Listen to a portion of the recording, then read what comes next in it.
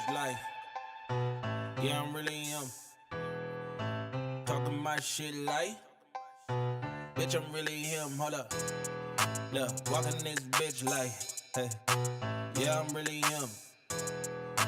Talking my shit like, hey, bitch, I'm really him. Don't believe me, come and see me. Got 3 wishes from my genie. Now I'm on your local TV. All on tour, got bitches screaming. Say she wanna come and see me when I'm in a local city. I'm like, pause though. Please step aside so they can see me. And I walk up in this bitch like, yeah, I'm really him. Talking my shit like, bitch, I'm really him. On God. Walking this bitch like, yeah, I'm really him.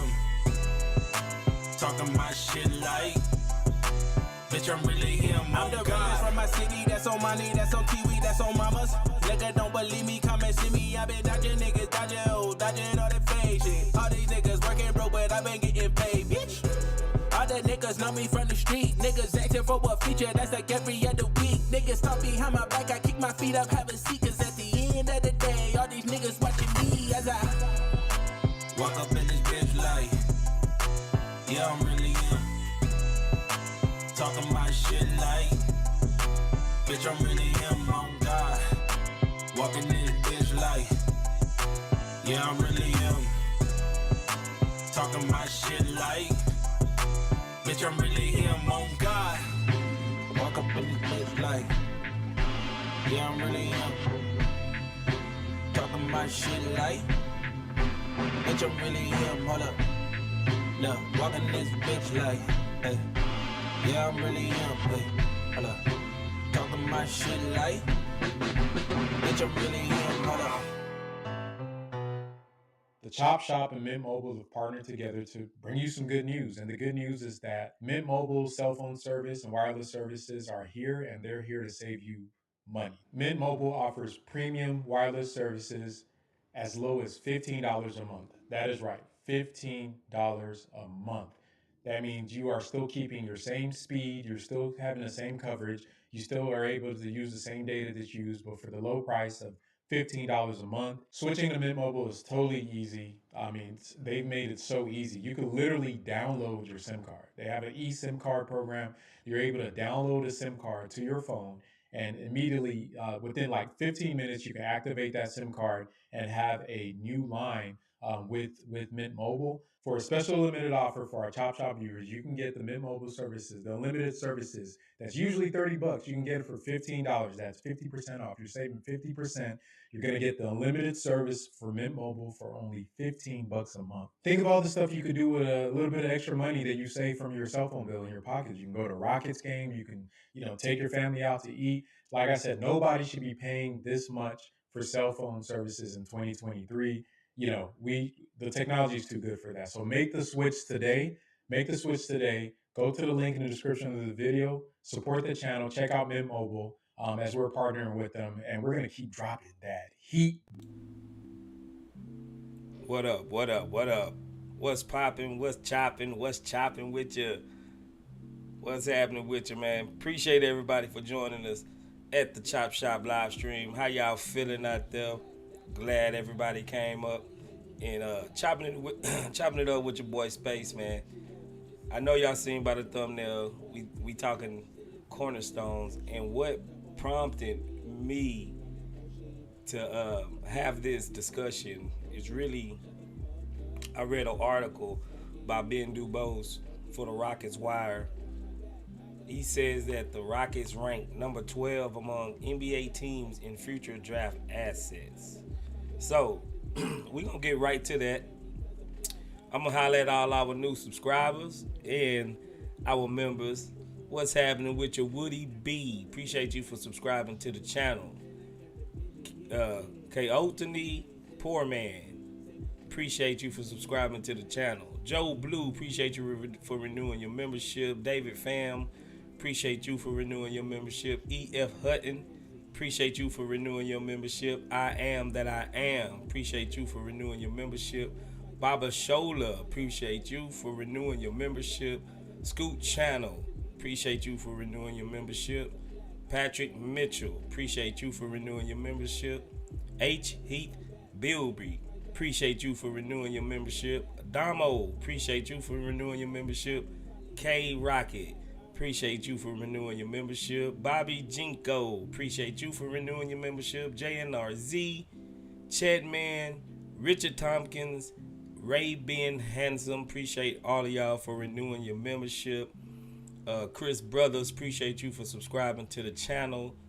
Amir Ali Ziafat, appreciate you for subscribing to the channel. Alistair Augusta, appreciate you for renewing your membership. Jeremy Miller, appreciate you for subscribing. AI Productions, appreciate you for renewing your membership as well. Appreciate everybody for coming by and chopping it up with your boy Space. What's chopping? Put it in the chat so I can shout you out. Let me see you. Who in here with me? Charles Robinson, 6C Charlie, what's good with it? Appreciate you for stopping by and chopping it up with this chop shop. Zachary Sayin, appreciate you. Gary Bankston, appreciate you. Kevin M, appreciate you.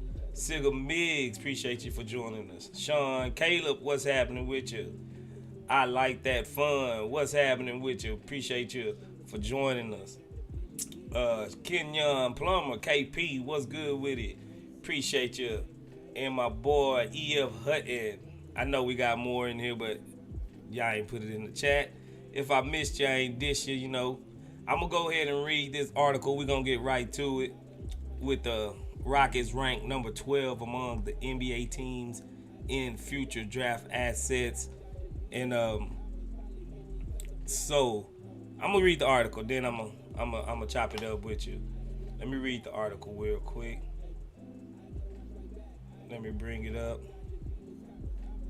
What I do with it.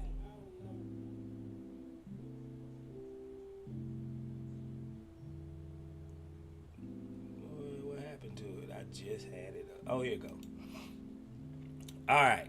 It says the Rockets ranked number 12 among the NBA teams in future draft assets. Though they are still at least in some phase of a franchise rebuild, the Houston Rockets are clearly at a pivot point. Starting with 2023-2024, Houston's next 3 years of its own first-round draft capital is largely controlled by the Oklahoma City Thunder due to the ill-fated trade involving Chris Paul and Russell Westbrook in July 2019. That's a big reason the Rockets were so aggressive in signing veteran free agents Fred VanVleet and Dillon Brooks this offseason. Houston likely will not reap any rewards for being one of the league's worst teams any longer. That's the bad news. The good news is that after the January 2021 trade that sent James Harden to the Nets, the Rockets control Brooklyn's first-round assets through 2027. And it also says, The Chosen One, appreciate you for renewing your membership. The Chosen One, thank you for becoming a member, bruh. And it says, there's also the argument that Houston might not need prospects in future years. Talented young players like Jalen Green, Alperen Sengun, Jabari Smith, Tari Eason, Ime Thompson, and Cam Whitmore are already in place from first-round picks in recent drafts. Even so, draft capital can facilitate a blockbuster trade. In quotations, it says, Joel Embiid, anyone? No, I don't want Joel Embiid. With that in mind, where do the Rockets stand among the NBA teams? As one might expect, they are somewhere in the middle. The incoming draft capital from Brooklyn largely offsets what's owed to the Thunder. In the list placing the Rockets 12th among all teams, here's how Eric Pincus of Bleacher Report sees Houston's situation. The Rockets still owe, this is in his quotations, the Rockets still owe draft capital for Westbrook, but also have a couple of potentially valuable unprotected firsts from the Nets for Harden. Houston always seems involved with the more complex obligations in the league, like the higher of the lower of the higher of the lower type swaps, whatever that means. The first in 2024 to the Thunder is only top 4 protected, which may be why the team was more aggressive in adding quality vets like Fred VanVleet and Dillon Brooks. Even if the team tanked from the start, lottery odds wouldn't guarantee that high of a selection. And the addition of coach Ime Udoka wasn't to continue mining the top of the draft for talent. Houston also has a solid list of second round picks, as 2 of the 4 contingent picks will likely stay, assuming the Rockets give their 2024 selection to Oklahoma City. Then he gives out Pincus's complete team by team ranking of future draft assets can be viewed. Not surprisingly, with Paul Westbrook trade as a key factor, the Thunder ranked number 1 among the NBA 30 franchises. So the Thunder got the most draft capital coming up for all the remaining teams. So that sparked my mind in saying, if we wanted to like trade for a star or get into like a trade war with somebody for getting, let's just say hypothetically, Joel Embiid, there's potentially 11 other teams that can offer Philadelphia a better package. So, with that being said, that means if we're not going to trade for a star, and we need a star, the star more than likely is going to have to come on this present day Houston Rockets squad. And as of late, Jalen Green have been getting, national notice, and people been taking notice of Jalen Green, like his work ethic. And I think us as Rockets fans, we all knew he had a decent work ethic, but it seemed like since the offseason and getting Ime Udoka, he's really ramped it up because it's his 3rd year. Yeah, he's going to be in a contract year after this season. But something about Jalen seemed like it's clicked, and that he's actually taking it more serious than the last 2 years of under Silas's regime. Now, so with that being said, who do you think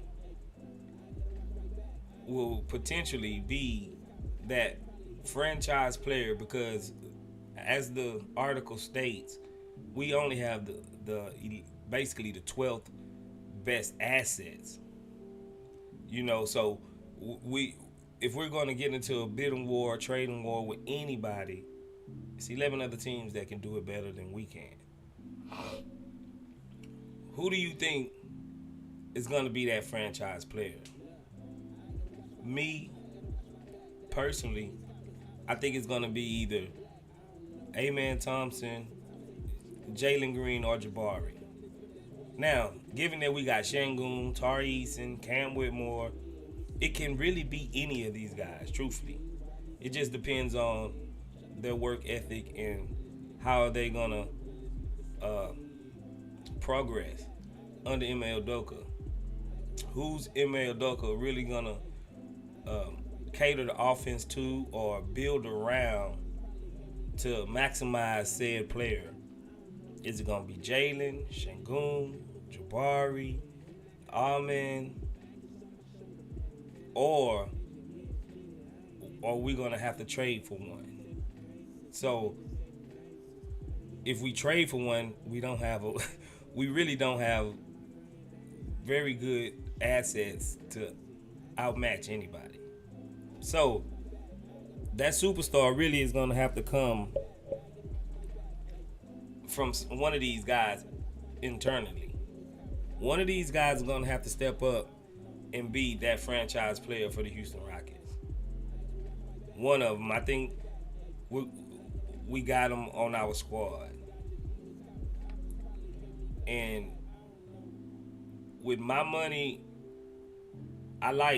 everybody know I like Jabari. But I don't think Jabari is going to be the face of our franchise. And I don't think a guy like Şengün will be the face of our franchise. That's just me. I could be wrong. I know a lot of y'all disagree. I think the guy that's going to be the face of the franchise has got to be marketable. He's got to be good. And he just got to encapsulate everything about Houston and the Rockets and ingratiate himself within the culture of the Houston Rockets. And we know, I would say the best odds of somebody being that franchise player, whether it's on the court or off the court, because it's more than just being good on the court to be a franchise player. They look at everything, you know, market, style, really like style, likability, everything under the sun. He really got to embody all of that.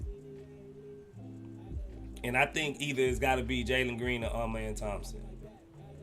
That's really gonna have to embody everything it is to be a Houston Rocket, to be likable by the whole NBA, to put them on that said pedestal of being the franchise player of the Houston Rockets. And we all know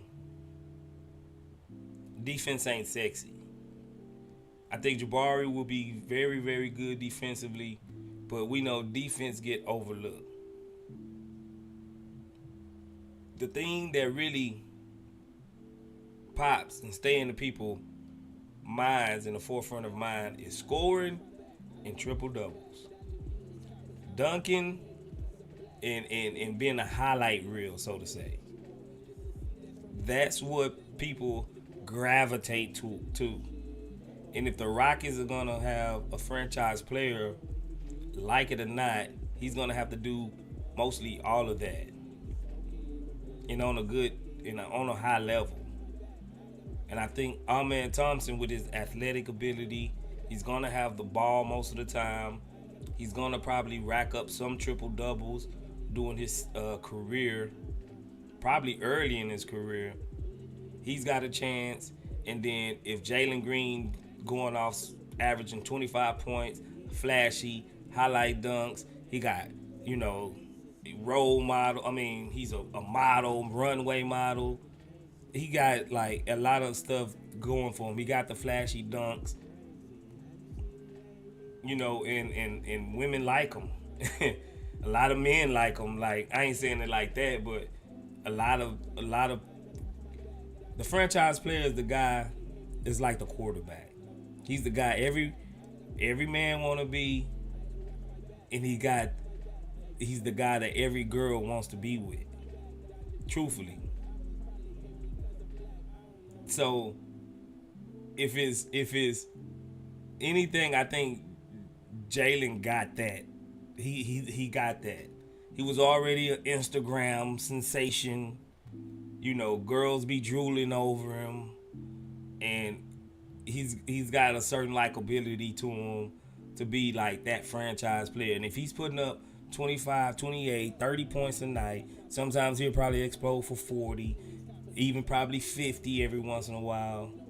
When, like Harden, when somebody think of the Houston Rockets, he's gonna be the first name that's get brought up into the conversation. And that's just like, oh man, he's gonna have the ball. He's gonna put up triple doubles maybe. He's gonna be able to dunk. I don't know if he's got that swagger like Jalen. Jalen already got the grill. He's ingratiated himself within the culture of the Houston. Every time you see him, he's throwing up the H. I don't know if Ime is gonna be able to come out of, because Ime seems like he's a closed off, private type of guy. Maybe he just needs to come out of his shell a little bit, and then he can elevate more on like off the court type things that's not really all the way basketball related. But Jalen, he already got all of that going for him, and he's already been in the dunk contest. He didn't do very well at it, but he's already been on the select team. He's getting national acclaim from coaches. Grant Hill even said he was one of the few guys that can really shoot any shot. He was impressed by his quickness, his athletic ability, his shot making. You know what I'm saying? Like, I think it either got to be Jalen or Ime Thompson. Put it in the comments. Who y'all think, bro? Like, really, that's just my personal assessment from looking at it. Y'all put it in the comment. Let me know, who do y'all think have the better chance?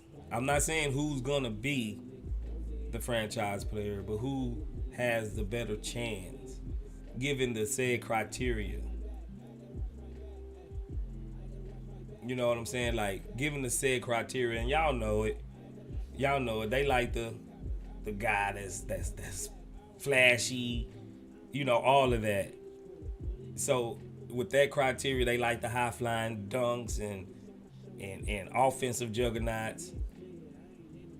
You know what I'm saying? That's what people, even casuals, because you got to think of what casuals, people that don't watch the Rockets often, just people just know one player off one team, that player, I think it got to be Jalen.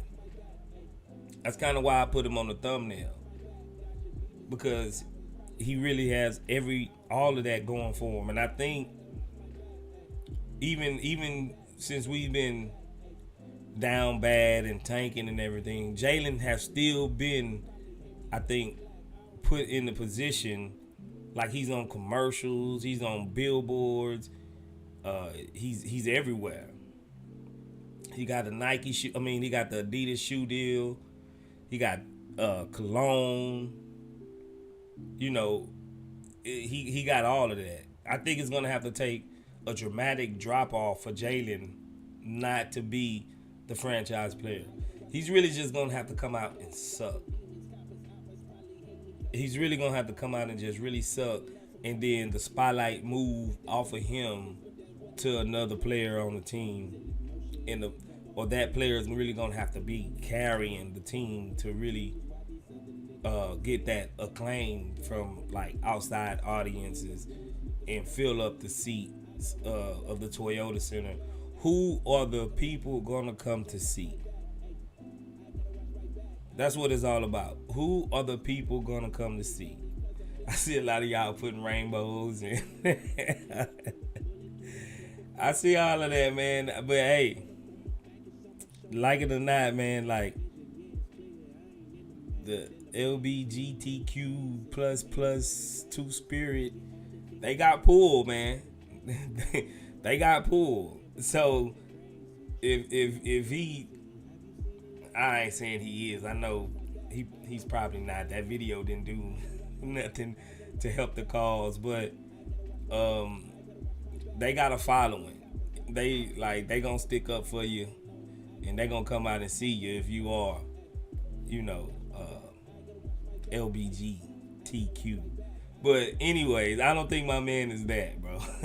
Y'all gassing in the comments, dog. Y'all gassing in the comments.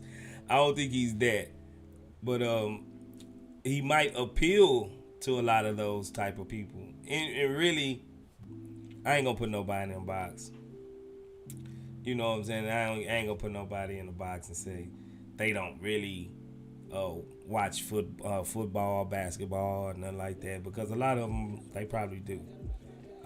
We have the LGBTQ day, month, they get recognition.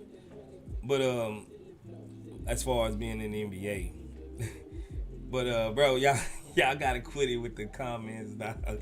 I'm trying to be serious up here, bro. Y'all in the comments going off, man. Pause, man. Y'all being wild in the comments right now. But realistically, man, I think it is Jalen's to grab if it's there. I really do. So, second, I would have to say Ime Thompson, and then maybe third, maybe even Şengün's probably like third, because like I said, defense, half of Jabari's lure and half of his half of his game is gonna be on the defensive end.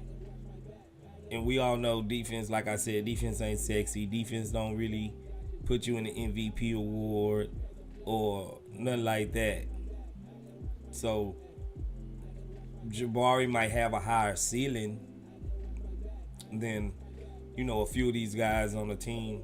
But if his calling card is gonna be mainly defense, it's gonna be hard for me to say that he's the franchise player. Matter of fact, how many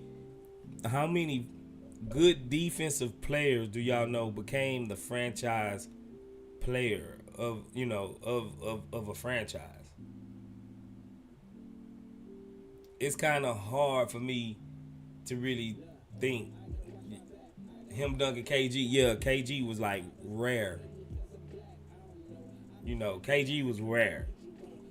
I see y'all say the Dream, but Dream had hoops, man. Dream, when most of the people even talk about the Dream, what they talk about? The Dream Shake. That's his offensive game. You know what I'm saying? David Robinson, he put up 50. He could score too. Like, I'm talking about strictly like a defensive guy.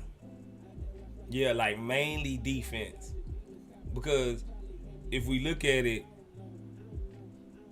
Jordan, yeah, they played defense and they was very good at defense. A lot of them was very good at defense. But when you think about it, they really, people talk about their offense before they talk about their defense. Even KG, I know KG done put up a 50 piece before too. KG averages 20-something points a game too. And with Jabari in this pecking order,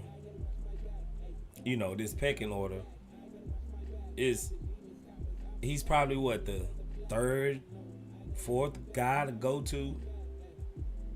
You know what I'm saying? Like, E.F. Hutton say Jimmy buckets, yeah, but Jimmy go off in the playoffs. He puts up 35, 40-something points in the playoffs. You know what I'm saying? It's just, I'm not denying that a defensive guy don't get accolades. Draymond is like the third guy you even think about when you talk about Golden State. Some instances, he's probably the most important, and I think that's how Jabari will probably be.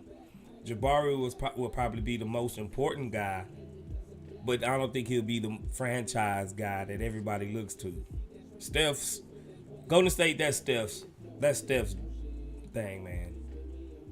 I see Ben Wallace, but when you think of the Detroit Pistons, you think of Chauncey Billups first, then Rip, then Ben. Like, Chauncey Billups was really the face of that franchise when they was winning them championships and doing what they do. Even Rasheed Wallace, he was a defensive guy. I would probably take Rasheed, over Ben Wallace, because Rasheed was just that guy that got the most texts. He was always on highlights, doing Rasheed Wallace types things, man. So the point I'm just making is it's harder. I'm not saying it's impossible, but it's really harder for a more defensive oriented guy to be the franchise player. And when you do, it's like it's always another guy that's there with him that people will probably lean to and say, nah, he was the franchise player. Ron Artest in Indiana, yeah, if I hear you. But it's like, you don't think of Jalen Rose. Jalen Rose was on that team. Jalen Rose was good back in the day on Indiana. Who was there? Jermaine O'Neal, he was there. He was a big man, but he wasn't really thought of defense. You know what I'm saying? Like, and I said a couple of streams ago that if this rebuild is gonna go where I think that it should go, Jalen is gonna have to be that guy. Like, for real. I think Jalen is gonna have to. If we want to win championships, Jalen is gonna have to be that Kobe-ish, Devin Booker-ish. I ain't gonna even say MJ because that's ridiculous. Ray Allen on the Boston Celtics. Even out of those big three, I think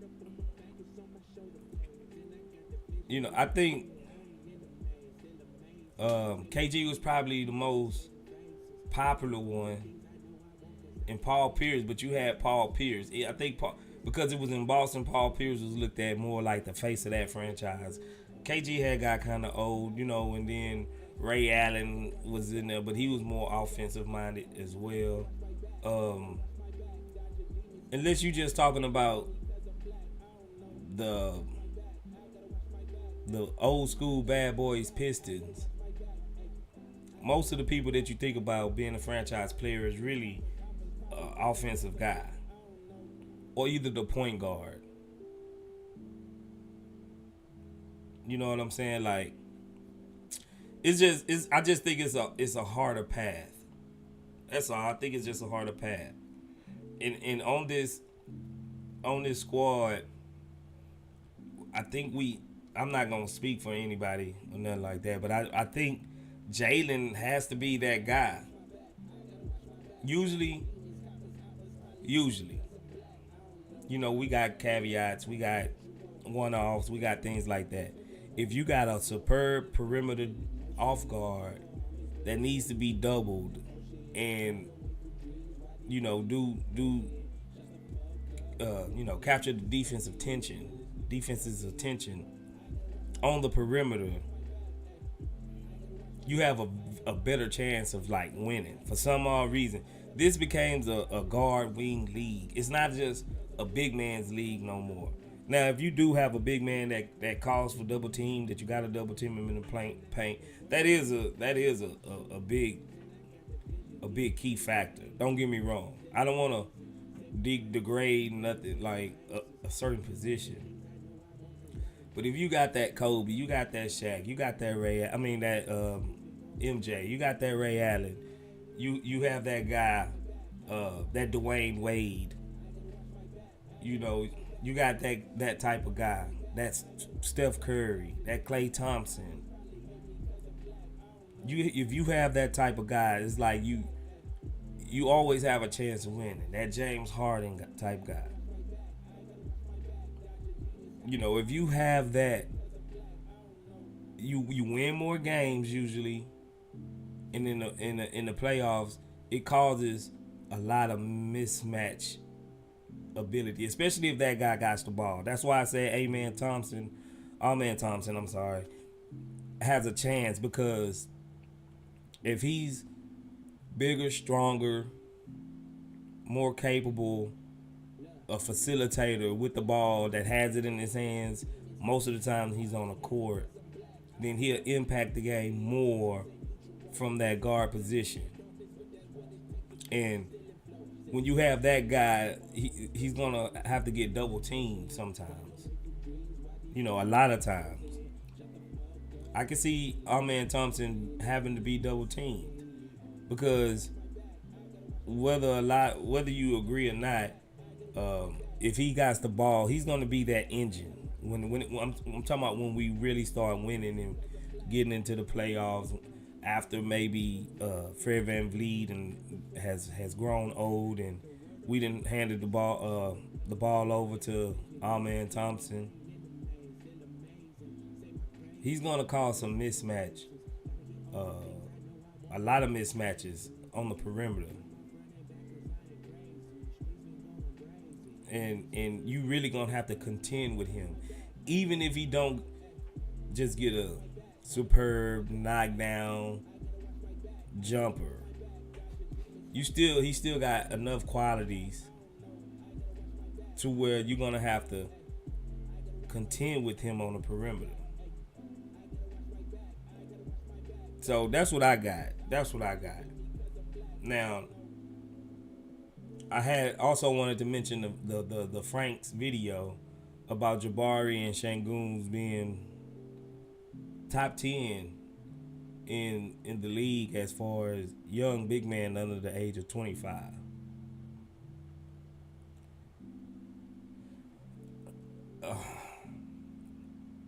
I agree with Frank with saying the reason why Şengün is not higher is because his perceived defensive liability.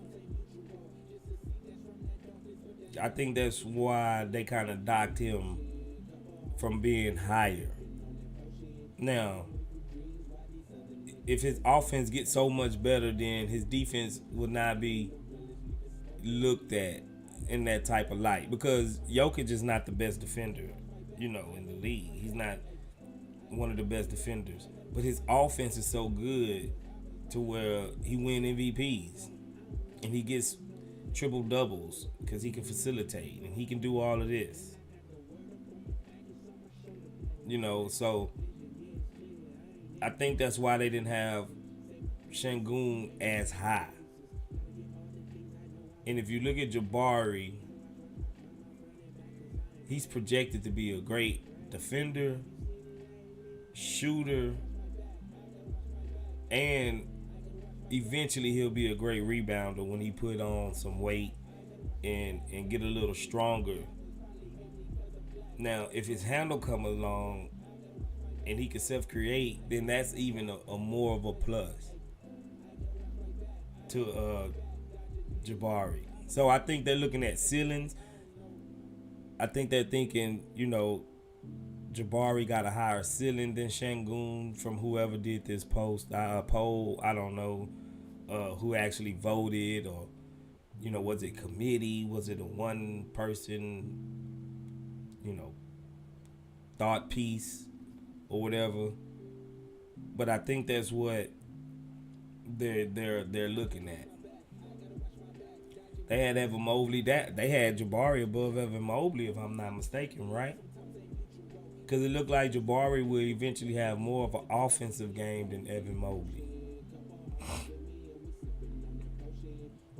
So Jabari just have a higher ceiling. He's eventually going to be able to do more with the ball. You know what I'm saying? David Grant said, "Space, I need to find that space ghost emoji for you." There's a space ghost emoji? Is it for real? Let me know, man. I think you gassing. You mean for us, or is there's really a space ghost emoji? I didn't know. If it is, man, I might have to pull it out.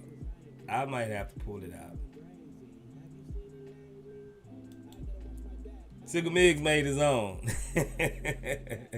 Sigga Miggs made his own. Let me get some of these comments real quick, bro. Let's see where I'm going to start at. J-Mon M says Jalen has to be well-rounded on Udoka's Rockets. He has to bring it on both ends of the floor. Yeah, I agree. Him Duncan says, I saw Rasheed Wallace a few months ago. Man, you ain't get his autograph. You ain't go holler at Sheed. Sheed was one of my... I love Sheed, man. I ain't gonna front. Even when he was at Carolina, man, I love Rasheed. That was my dog. Greeny Green. What's good, Greeny Green? You new to the channel, bro? I'm Greeny Green. I seem like a new name. What's good with you? Appreciate you for joining us. He says Jabari could be the best role player ever. Okay. That's not a knock. David Grant says Anthony Mason was big in defense. He was. Young Bull says Dwight Howard. Yeah, he was a big defensive guy. That was the face of a franchise. You right. But Dwight used to put up buckets back in the day too, though. Don't get me wrong. He just couldn't shoot free throws. He was projected to be like the next Shaq. I'm with the shite. He says Jalen is not franchise material, or at least he hasn't shown capability as of yet. I would agree with that to some point.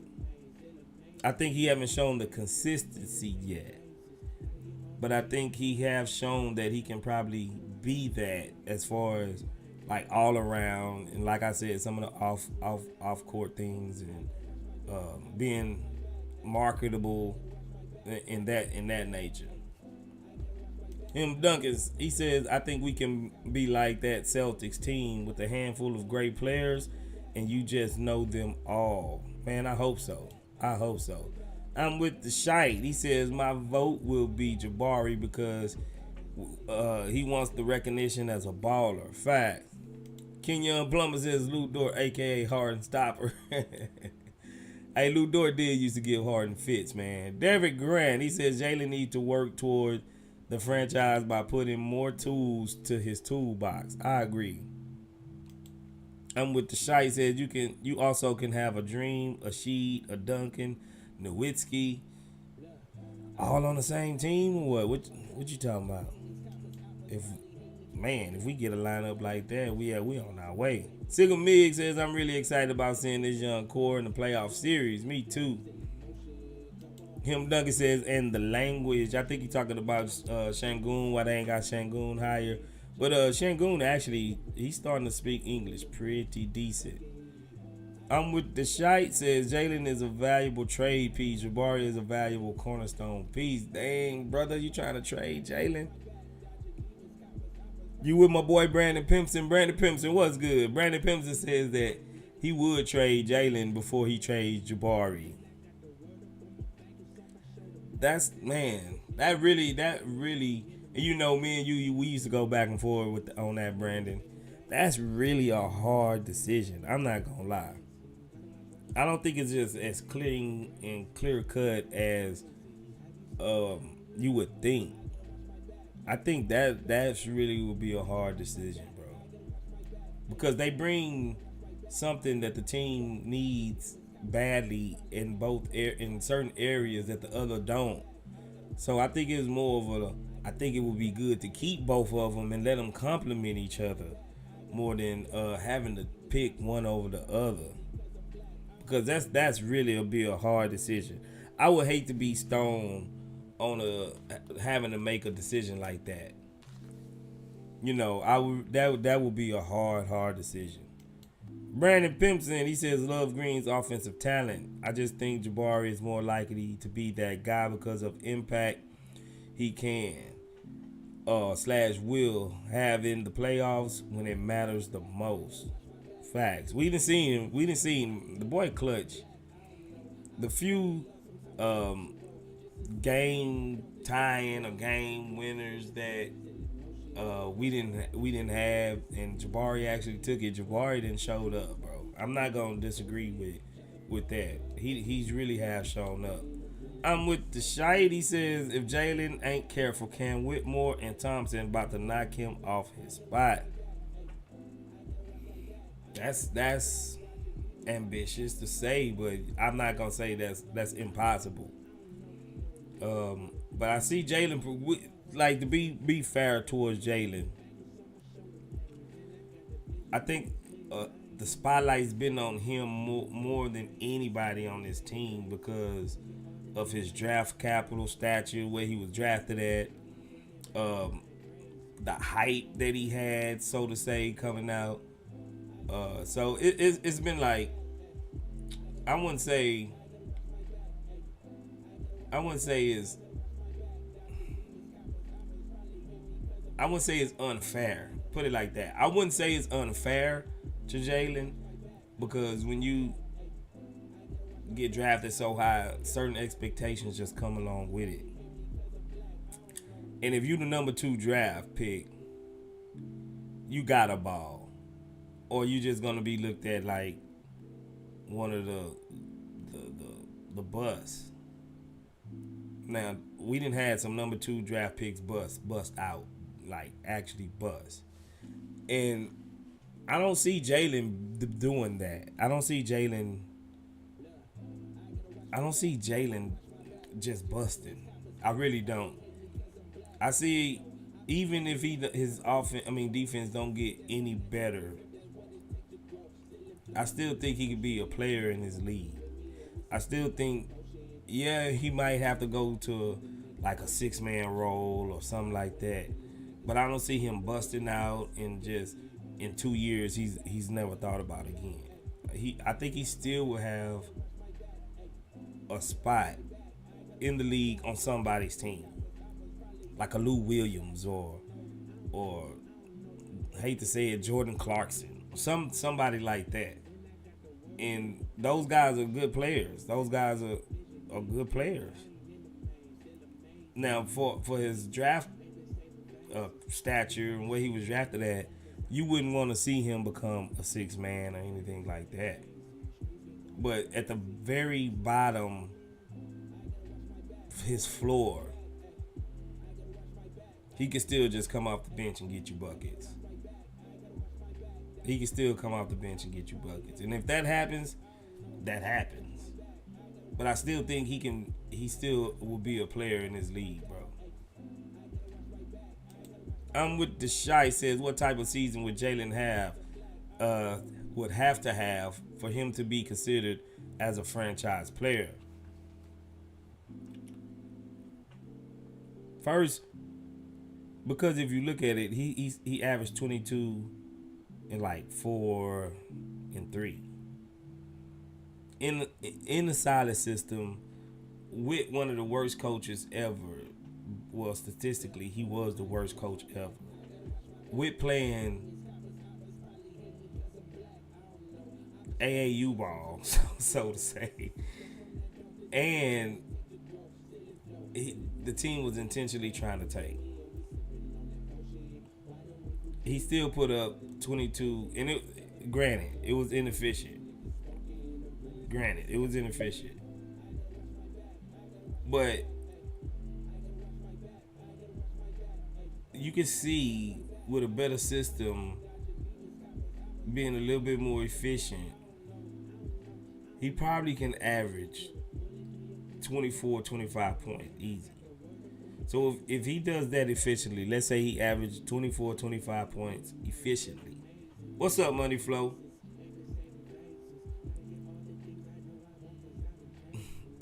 I think he would have to have, 4 or 5 assists maybe to make it seem, because you don't want just a strictly ball hog guy just going out and just getting you 25. You still want him to impact others and make others better. So it'd be 25, 5, and 4. Would that be a franchise player like? With 25 points, 5 assists, 4 rebounds for a shooting guard, that's not bad.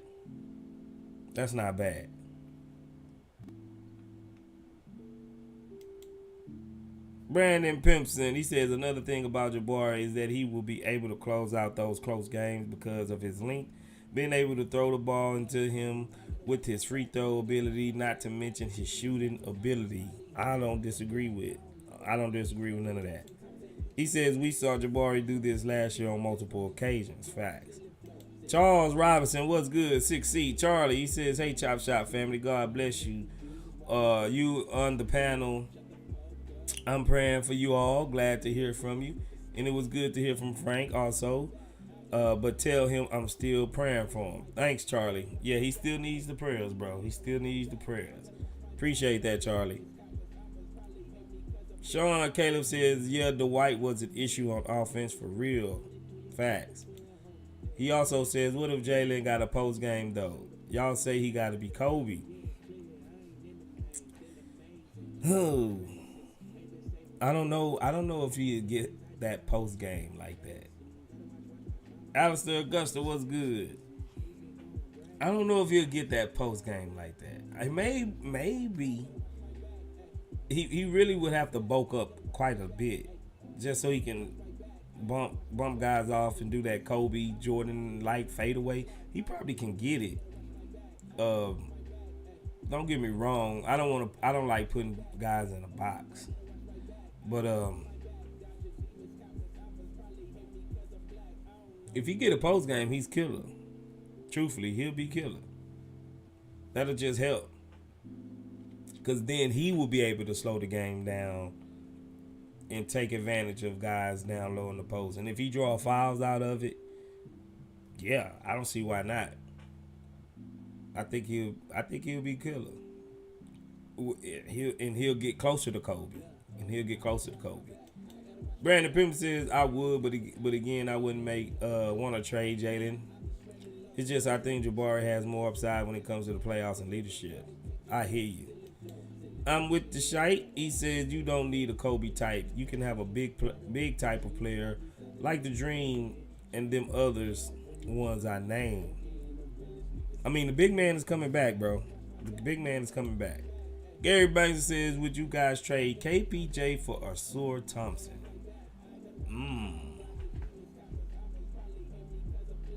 Yeah. I think I would. I think that'll be a cold dynamic, bro. We have both of the twins. That'll be a cold dynamic. And they already used to playing with each other. Now we might get them mixed up looking at them.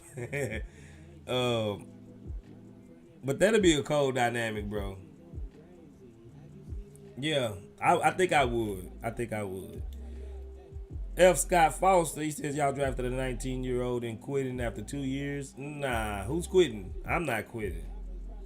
I think I just said he could probably be face of the franchise. J Money says Jalen needs to be an all-star this year. Ja Morant was an all-star by year 3.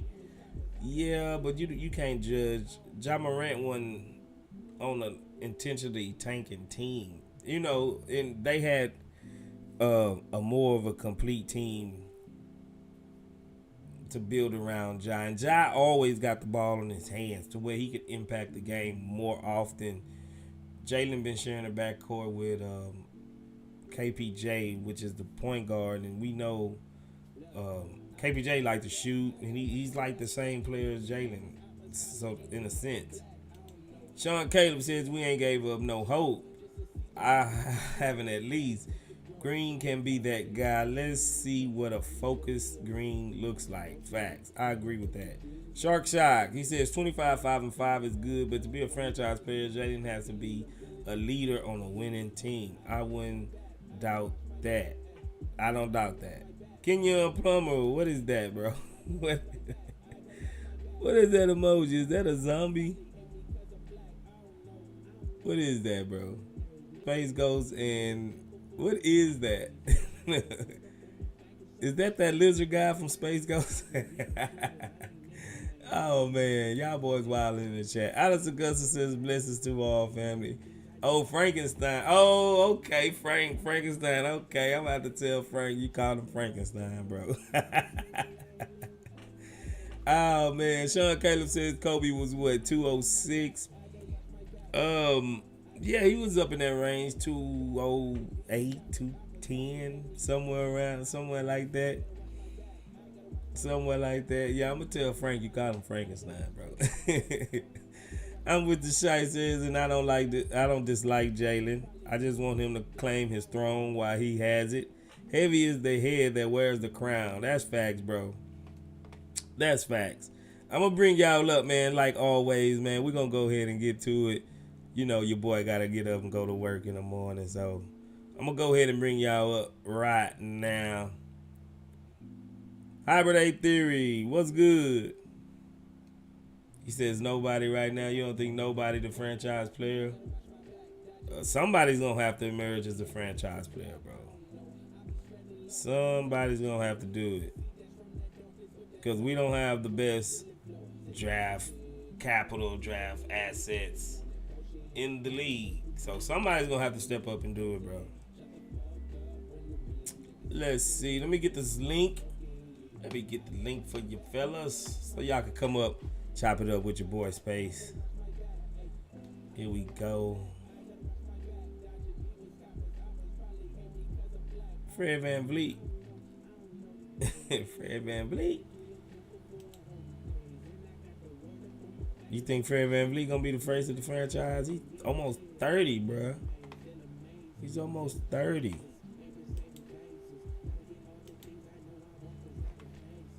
Aight, hold on, here we come.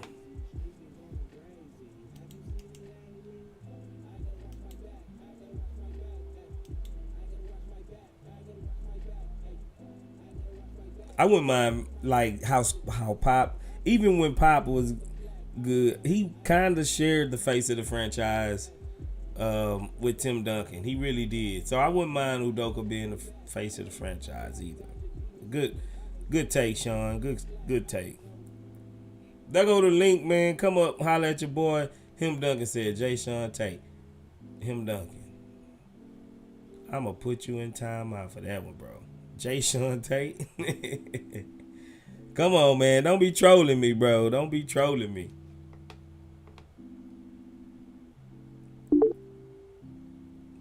All right, I think I got somebody in here with me. Like always, what's good, Charlie? How you feeling? How you feeling? How you feeling, everybody? I'm glad to hear from you and glad to sit back and get a chance to say some things. I just Already. wanted to answer your question, and the answer to your question is going to be Jalen Green. The reason why I say it's Jalen Green, because flash and a heck of a shots and all of that brings the crowd in. Whatever Mm-hmm. brings the crowd in is the one that's going to be crowned the franchise player. Now, I've just ceased to amaze me, like I've been saying, is that how people look at the Rockets organization and the way that the team is because of what Silas did. You touched on it already earlier. We can't do that. Different coach, different everything. So we need to turn around and give it all a whole different thing that we got to look at it. Now, I want to give a shout out to LV, a shout out to Frank. I'm praying for him. Shout out to you, Space Ghost. I'm praying for you, the panel, everybody, because I love this podcast. I love what you represent. And I like the way you take the time out to tell people stuff, to educate the people that really don't know that much. Plus, I like the way you handle the trolls, the ones that's not really Rockets fans. They just get on here to stir up some mess. So I'm gonna let this go ahead on and go on over to the next people. I just want to always say more power to you guys. I give all of it to God, and I just want to see you guys continue to prosper. And as I've always said, I can't wait to meet y'all at one of the games. Already, Charlie. Well, as of now, Charlie, it's just me and you, brother. So, um, it's just me and you up here right now, Charlie. So you my co-host right now, Charlie. You my co-host, bro. So you gonna have to talk today with me. Well, this is six seed again. I keep saying that. Everybody gonna get a chance to see what I'm talking about. Then the thing that I like, Space, is that they all are inside the gym. They've been in there since the day one, since we got Ime Udoka. He done told them what it is he wants them to work on. All are working on it. And the thing that I say too, I just want to get your opinion on it, is the fact that once Boston caught on, they shot up to the top and was take whooping butt and taking names later. Now, if we Mm-hmm. sitting around here in the gym doing what he told them to do, that means to me that we going to turn around and catch on fast. If we catch on fast, we're going to be kicking some butt just like they did, and we'll be up there. Six seed is where we going to be, and I'm gonna stand on that. But if I'm wrong, like I've always said, Space, then I'll turn around and jump up and be the first one to come on there and say, "Sorry, everybody. Oh, Charlie was wrong." But I'm gonna sit back and say, "Uh huh," when I'm right. Yeah, I hope you're right, Charlie. I really hope you're right, bro. But yeah, appreciate the love, Charlie. Sending the love right back at you. Frank said he feels the love from the whole Chop Shop family, CSGs. We all we got, man. We live by that over here. So we love the support. Love everybody that come through and chop it up with us, Charlie, man. Appreciate that. Appreciate that. It don't go unnoticed, man, for real. We feel the love from y'all, man. Um, I got my boy Sigga Miggs in here. What's good, Sigga? Yo, what's up, Space? What's happening with you, bro? Good. So I think Jalen could definitely be the face of the franchise. Like, have you seen I think everyone has seen here the work he's put in the off season, like all the Rico Hines runs. He's been working out with KD and Chet, and I really think that work that he puts in this off season is going to show this coming season. I agree. I agree. I'm on the cool, like I just think he's got the better chance of it all. Just the package he comes in. It's a guards league.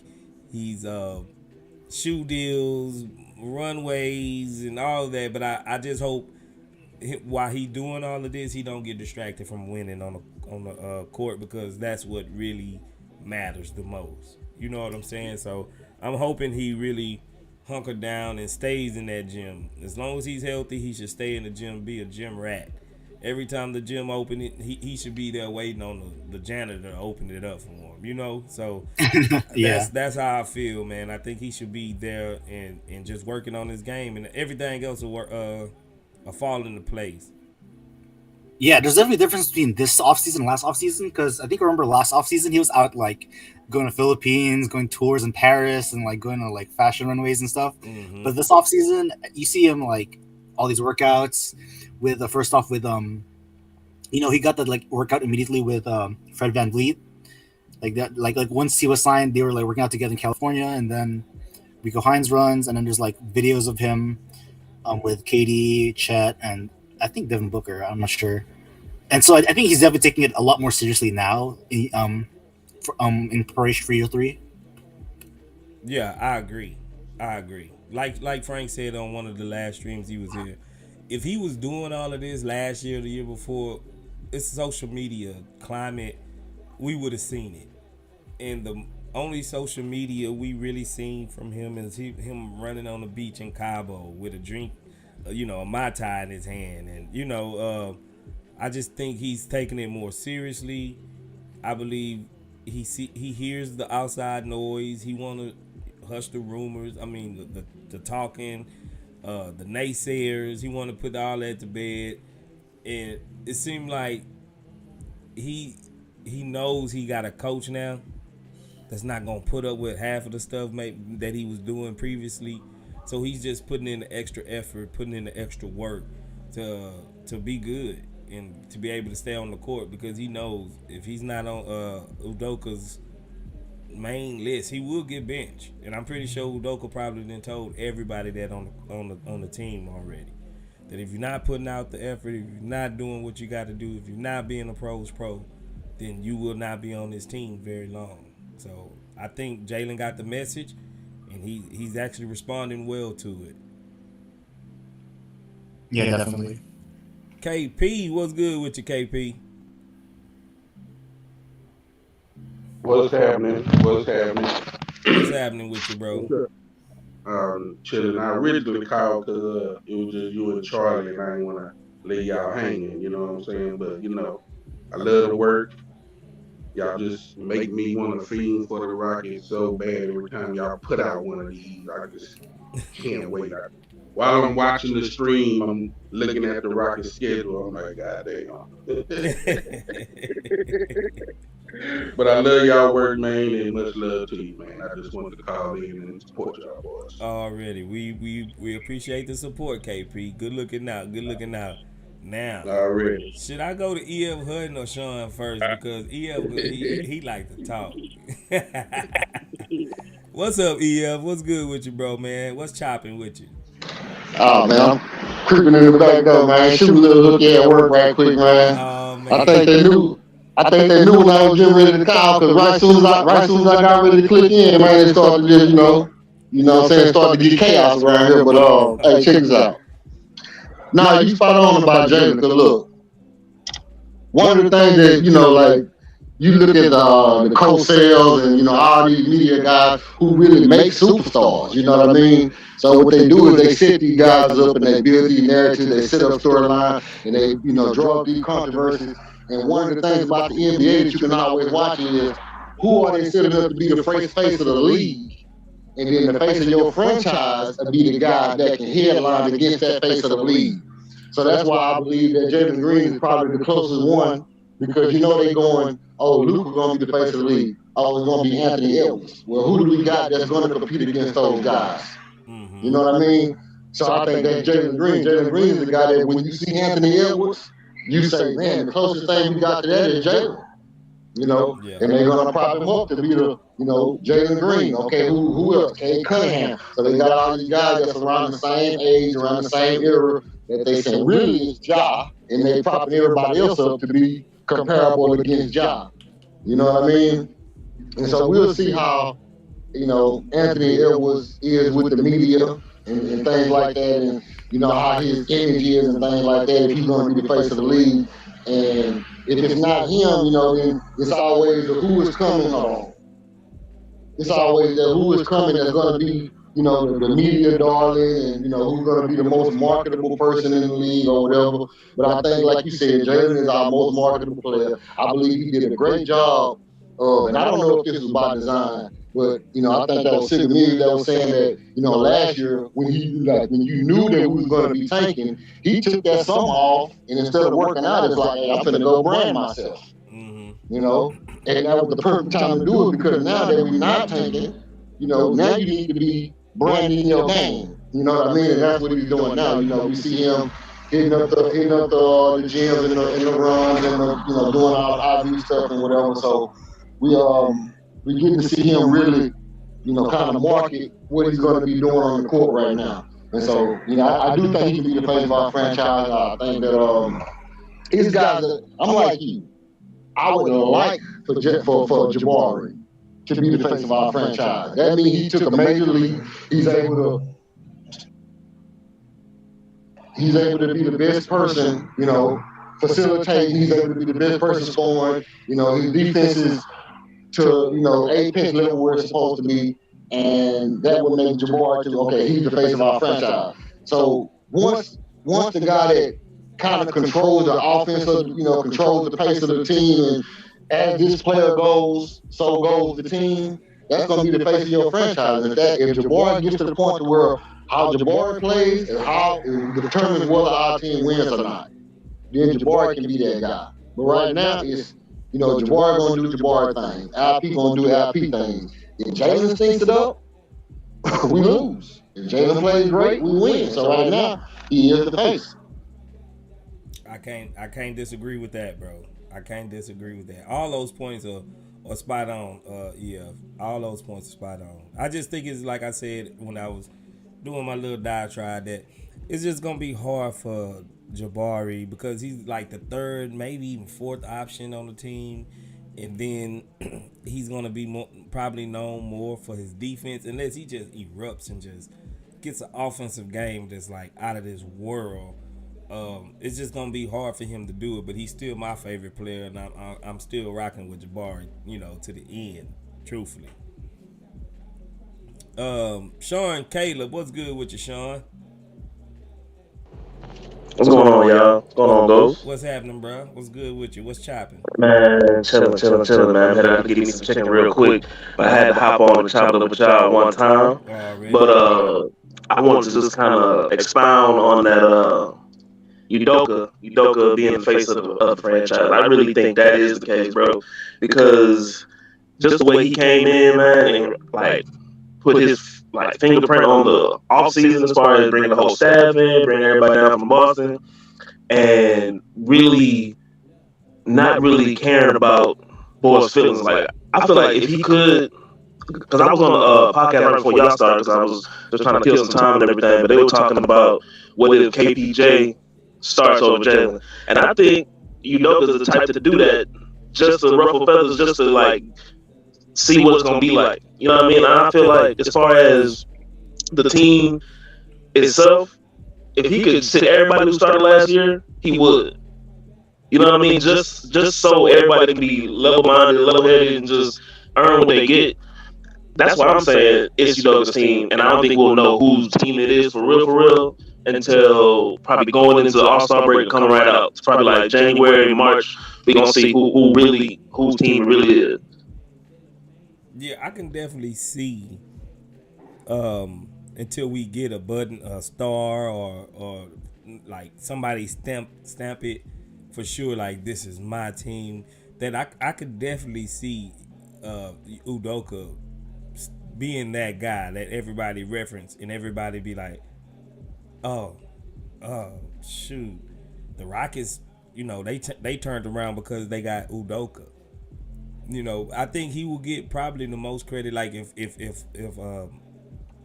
we get the 6th seed, like Charlie said, I really think Udoka will get the most, like the lion's share of the credit, because we was just so bad last year, and we have basically the same guys that we had last year that we do this year. Besides, Fred VanVleet and the obvious Dillon Brooks.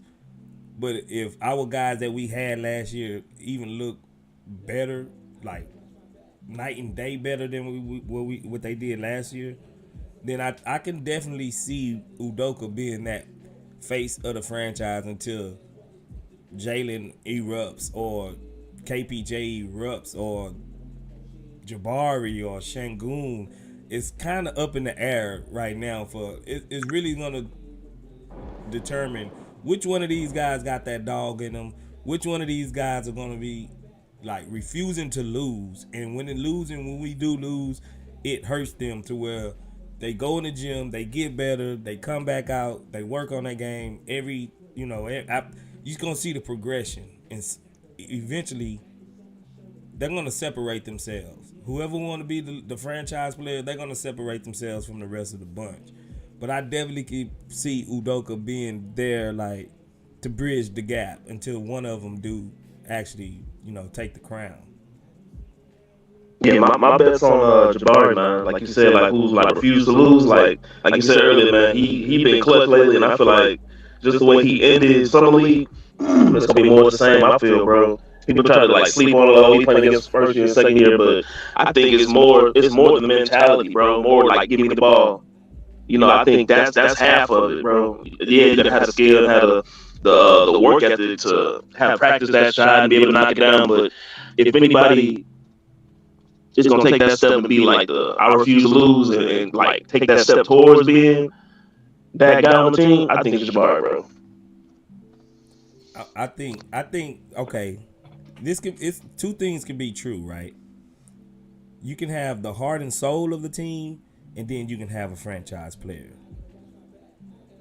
I think Jabari will probably be that heart and soul of the team, like the guy that just gonna, will us to victory sometimes. And then Jalen still can be that franchise player that everybody just knows and everybody just turns on the TV to see, the highlight reel type of guy. The just that, because let's be real, he got that lover boy next door look, appeal to him. Well, when he get bigger, whenever we start winning, women's gonna come out of the woodworks, and you know how it go, bro. You know how it go. And I just think he just has that like more like off the court than more to say on the court. I think on the court, Jabari can be that guy, like the heart and soul of the team. But Jalen will be the franchise player, almost like the Draymond Green and Steph Curry type thing. Draymond Green is the heart and soul of the Warriors, but Steph Curry is the franchise player. Something like that dichotomy. Yeah, I can see that. I can see that. Any rebuttals from anybody?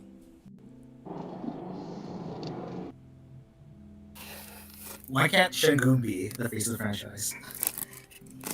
I'm not saying he can't. I think he has a case. I'm not saying he can't. I don't know. I don't know. I think Shangoon, he's gonna have to really shine to be the face of the franchise. I really do. I'm not saying that he can, because if he put up the number like Jokic, then definitely. If he's really on that Jokic trajectory, definitely. The good thing is we have at least 3 to 4 guys that can be it.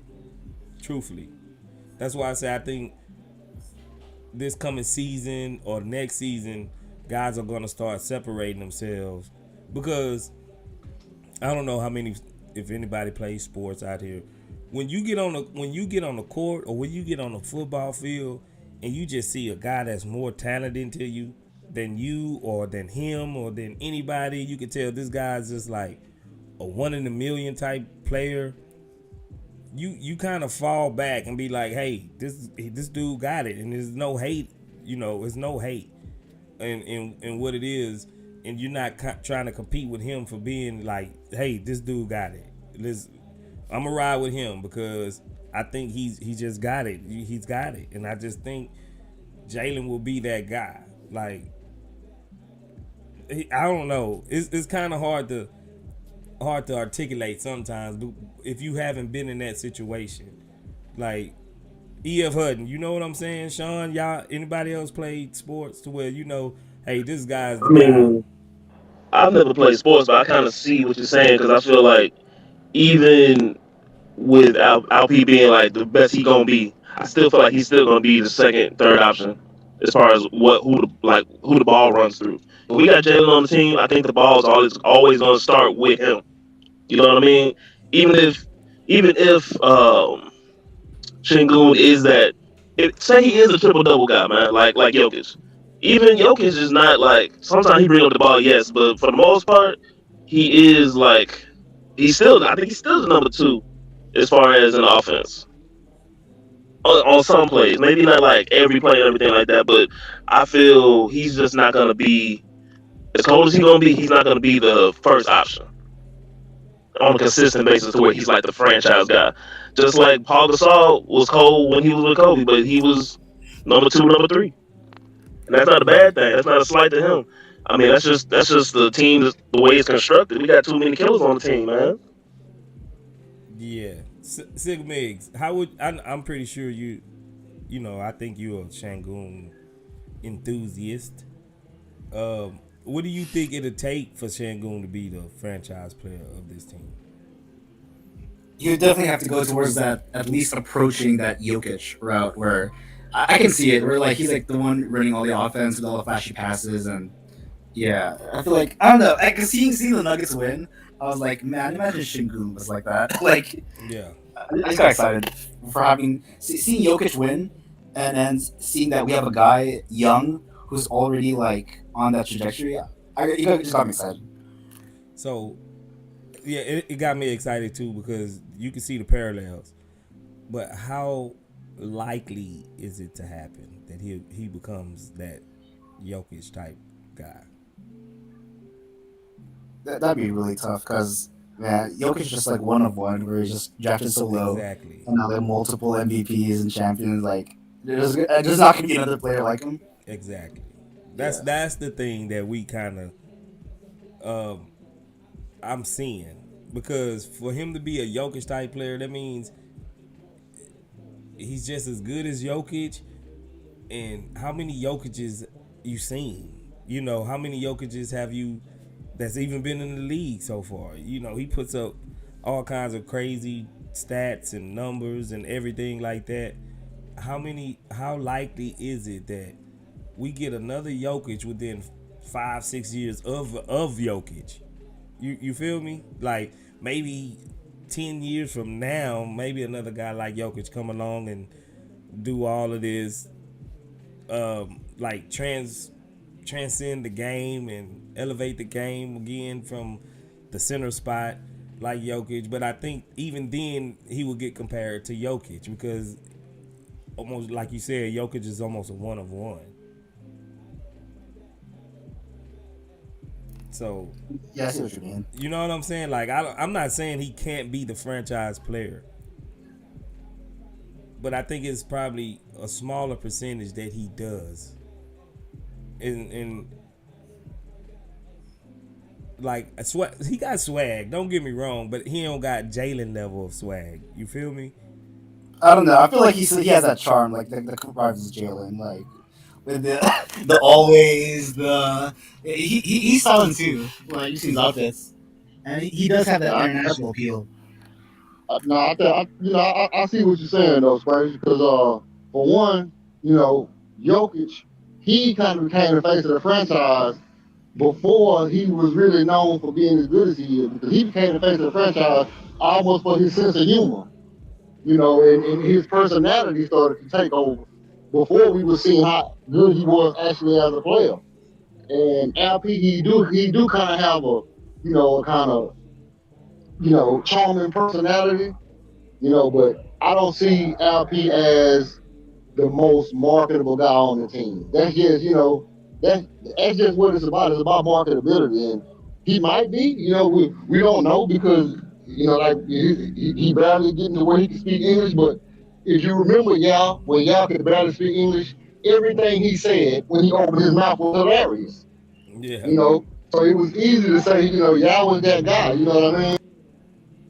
yeah, But like, LP is kind of he laid back. You know what I mean? Some of the stuff he says is kind of quirky. Is some of it is, you know what I mean? So I don't.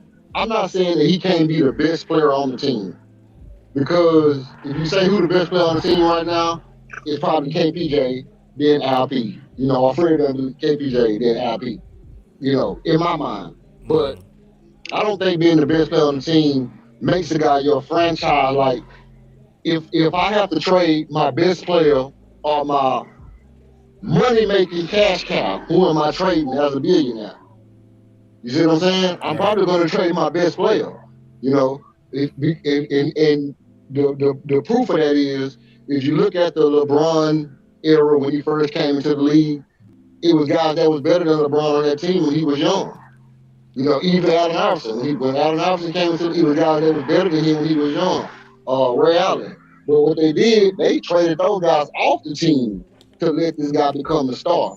I think we're going to see the same thing with Anthony Edwards because Anthony Edwards is probably not better than Carl Anthony Towns right now, but he's the cash cow. So I can see where Carl Anthony Towns gets shipped out. That being said, something you said earlier that I want to touch on is the us not having the assets to really get a big name player. That's a media thing, and they kind of drawing they doing this thing to where they're not giving Houston the credit they're supposed to again because two things they keep saying, oh, New York gonna get this guy, New York gonna get this guy. What New York is gonna do? Mark my words. The first guy that come available, they're gonna jump on him. I think it's gonna be Joel Embiid. So what that's gonna do is that's gonna leave Giannis open. See, so New York always make the hasty move. Oh, we got to get the next big name player. We need him in New York. So if Joel Embiid comes available, New York gonna go out and get him, or they're gonna make they push to go out and get him. Everybody gonna go out and try to go out and get him, and that's gonna leave that next guy, which I hope is Giannis, available. Now what we have is we have all those guys coming off the books in 2 years. All the money we signed coming off the books in 2 years. LP and Jalen Green coming off the books in 2 years to where we can restructure their contract or give them an extension early and structure it to where we have money over. So we'll be able to get a big name player in 2 years. And so, and the fact that when people start to mention these teams that can make a move, they don't mention us. I think that's by design. That's just Houston. I think that's Houston hate. That's kind of building up these narrative of where we want to push these guys to. Or we want this guy to go to New York. Or we want this guy to go to Golden State. Like, Golden State has less of a chance to have money in 2 years than we do. They have an old core. We have a young core. Why would somebody say they would like to see Giannis in Golden State with Steph rather than say, oh, I'd like to see Giannis with Jalen Green and Jabari Smith Jr. and Amin Thompson? Now, which one is the better team? Steph Curry and Giannis or Jalen, Amin Thompson, Jabari Smith Jr. and Giannis Antetokounmpo? Obviously, we had a better team, rather than an old Steph or Jonathan Kaminga and Giannis Antetokounmpo, and you know what I mean. So, but they do this every time, but like I say, we always end up getting that big name player that we go after. I think what they didn't account for is coaching. I don't because I like a lot of guys are really gonna want to come here and play for Udoka. If he's looking like he's turning around the franchise, he gets us in the play-in or succeed, like Charlie says. Next year, bro, like the available free agents, they're gonna want to come. And if a player asks out, you know how Dame, I'm only going to Miami, or Harden, I'm only going to Brooklyn. There might be a superstar that asks out and be like, hey, I'm only going to the Rockets. because they see themselves being coached well. They see that we got assets, we got guys, or that can probably complement them. So I get what you're saying. I get what you're saying, bro. Like eventually we're gonna be that team, or at least one of those top five teams to be like, you know, the Rockets. The Rockets are really putting something together to where they can really end up probably winning the championship within the next 4 or 5 years or something like that. And So they're not gonna screw us over like with Brooke Lopez. yeah, Brooke Man, let Lopez is out me, of line for that. What's up, Just Think? Man, what's good? Here we go. Here we go. For, What you got, Just? let me tell you something, man. Jalen Green got to prove that he better than Kevin Porter Jr. before we start calling him a franchise player. Because right now, the guy we need to really, the guy that's untouchable to me is Sengun. Okay. Sengun is that dude. He's gonna be that cornerstone piece, especially since he done grew a couple inches. If he and he, one thing that y'all forgot, the dude is shooting like 90% from the free throw line right now, like 95, 96. He done missed like a couple free throws. In the FIBA tournament. Yeah, and then you add his improved 3-point shooting, he looks a lot more crisp. He looks a lot more athletic. Man, Jalen Green, I don't know. He got to be better than Kevin because Kevin played that little high school kid 1-on-1. He over here shooting one-legged threes, playing. I'm like, whoa, dude. Yeah, man. But then Jalen looked big. He looked more buff. He looked like he knocking down threes. So I mean, it's gonna be an interesting situation. But to me, it's kind of like that situation they had in Boston where they had Tatum and they had Jalen Brown, and everybody was like, "Oh, who's better? Who's better?" And it took a few years before Tatum kind of separated himself and became that dude. So you know, I think it's just going to be an interesting situation. And then you got to add in Jabari too, because Jabari could be a franchise piece too. Mm-hmm. So but right now, I think the guy on our team is Sanko. He's a special talent. He's probably going to win most improved player if we use him right. So I mean, we'll see, man. I But wouldn't be mad at that. I wouldn't be mad at that. you Now, know, now, what in your eyes? Because I know you all in on um, KPJ. What do you think Jalen have to do to be better than KPJ? What do KPJ just do so much better than what Jalen does? everything else, everything. Steals, rebounds, blocks, defense. His plus minus is better. If you look at advanced stats like Raptor or LeBron, better. If you look at value over replacement player, better. I mean, better shooter. He just got to do everything better. He got to play make better. He's not really a good playmaker. He'll make a basic pass, but he's not really in a. He's not Kevin. Kevin is a unique. He's he's a really good passer. He's a great passer. I don't think Jalen's a great passer. Kevin gives more effort on defense. He just looks like he's a better on-ball defender. And I think Basketball Index on Twitter even said that he was a better defender than Jalen. Um, Better shooter, spot up shooters, better shooter off pick and roll. We already know about catch and shoot. He's a better ball handler. I mean, Kevin's a top five ball handler in the league. So I just think Jalen, and it's really hard too because Kevin's a gym rat. He lives in the gym, like Mm-hmm. you know. So I mean, it's hard to be, and they're like what 1.5 years apart.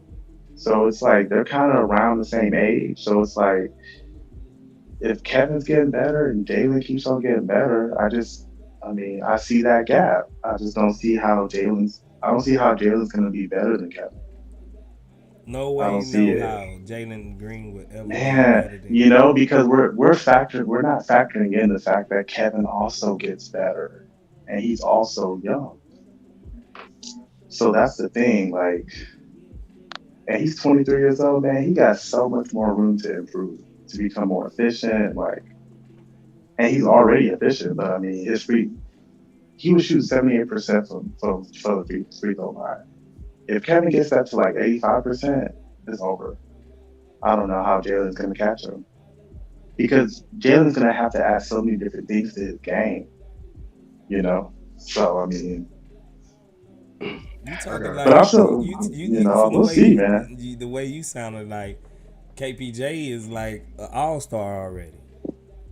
There's He has all nothing. star potential. There's He got all nothing. star potential. Yeah, I If put agree. I do think he does have and if put in the potential. right situation, man, he definitely has all star potential. We've seen games out of Kevin where he looks like a top 15 player in the league.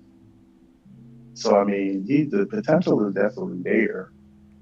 So Okay, I just hate to I man, hate to be we'll that see, guy. man. I hate to be that guy. Just think, but uh, KPJ do have his problems. He have his own demons that he needs to work out No, for too. sure, for I sure. Yeah. really haven't seen Jalen actually do a whole lot of pouting on the court. I haven't seen Jalen physically just quit on a play, just like, hey man, you didn't give me the ball, I'm out of here. I haven't. I think his court vision can be better than what it is as far as facilitating. And yes, I think he was put in a rough spot. Don't get me wrong. I don't think he ever was gonna be a upper elite point guard. I don't think that would. He did good for in the what they asked him to do. Don't get me wrong. Um, but I think you have a blind spot when it comes to KPJ to where you don't see everything in this correct. I wouldn't say you I wrong, do though. but If you ask me about his negatives, yeah, he got a lot of things he need to work on for sure. The attitude, that's number one, but I think he's improved, but he still got to clean it up a little bit. He's just Nah, I not mean, I, consistent. He's not consistent. Some games he looks like a top 15 player. Some games he looks like he a G League player. Just, I mean, the nah, consistency, I can. and I think, hold on, let him finish. EF, go ahead. I'm gonna finish with my I bad. think he I feel about to like I'm land. He about to land. rambling. Go ahead. I'm about to land. Yeah, he got things he got to improve on, man. But his point guard play, I feel like it was a coaching more than him because I felt like we should have played through Sangoon last year and have Kevin kind of be more like a Jamal Murray, where Sangoon is a playmaker or whatever, and then KBJ is out there scoring and dishing whenever he feels like kind of doing him instead of trying to set people up. But the only way that we're going to use Sangoon is if we have the right coach that understands how to use him. And Silas wasn't that dude. And I feel like if he was used properly, we would just have a different opinion about him being a point. You know what I'm saying? So I'm gonna land with that. No, I just want to kind of build with him because, to keep it a buck, I've said this before too. You know, as far as basketball IQ, I think KPJ has a better basketball IQ. I think KPJ is more versatile. KPJ is a better defender. KPJ is bigger. KPJ is just as explosive. KPJ has a more fundamental basketball shot. So as far as all the attributes to be the better player, KPJ is that guy. Now, what you said, Space, earlier, as far as the optics of it, who looks better when they play basketball. You know that you remember that scene on above the rim, not above the rim, white man can't jump. Wesley Mm-hmm. Snipes say, you gotta look good, to play good. You know what I mean? Yeah. That's kind of the basketball, mantra. Is like whoever looks like they playing better is who guys think is actually better. And Jalen Green looks good when he plays basketball. He's flashy, and like I said on the previous show, there's a lot of times when you look like you're doing something fancy, it throws the defense off enough to where you can actually catch him off guard. And I think Jalen Green does the fancy stuff. He looks slithery and sleek. You don't really know where he's at when he's dribbling because he's kind of skipping through the lane, he's fast or whatever. And I think it do make him look better. And now, as far as who can maximize, who do we see as being able to maximize their potential? Who do we see making the leaps? Um, incrementally the most. I think that's where people lose sight of KPJ because they say, daggone, man, this dude has had 3 years, which is really like 2.5 years, to learn the point guard position. Well, you got a dude who's been playing shooting guard and small forward his whole life, who learned to be a top 20 point guard in 2 years. But for the most people who say he's not a good point guard, well, he shouldn't be a good point guard in 2 years because that's not really that's not really what he learned how to do early. But like the brother was just saying, let's say 5 or 6 years from now he stayed at the point guard position, would he be a top 5 or 10 point guard?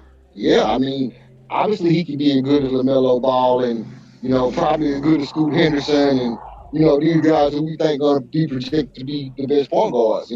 So I mean, that's a toss up on who's gonna be the better player. But I'll land with this, and I always say it: you're only as good as your coach lets you be. Yeah. Big facts. Okay. You remember just think when we was going through it Hold on.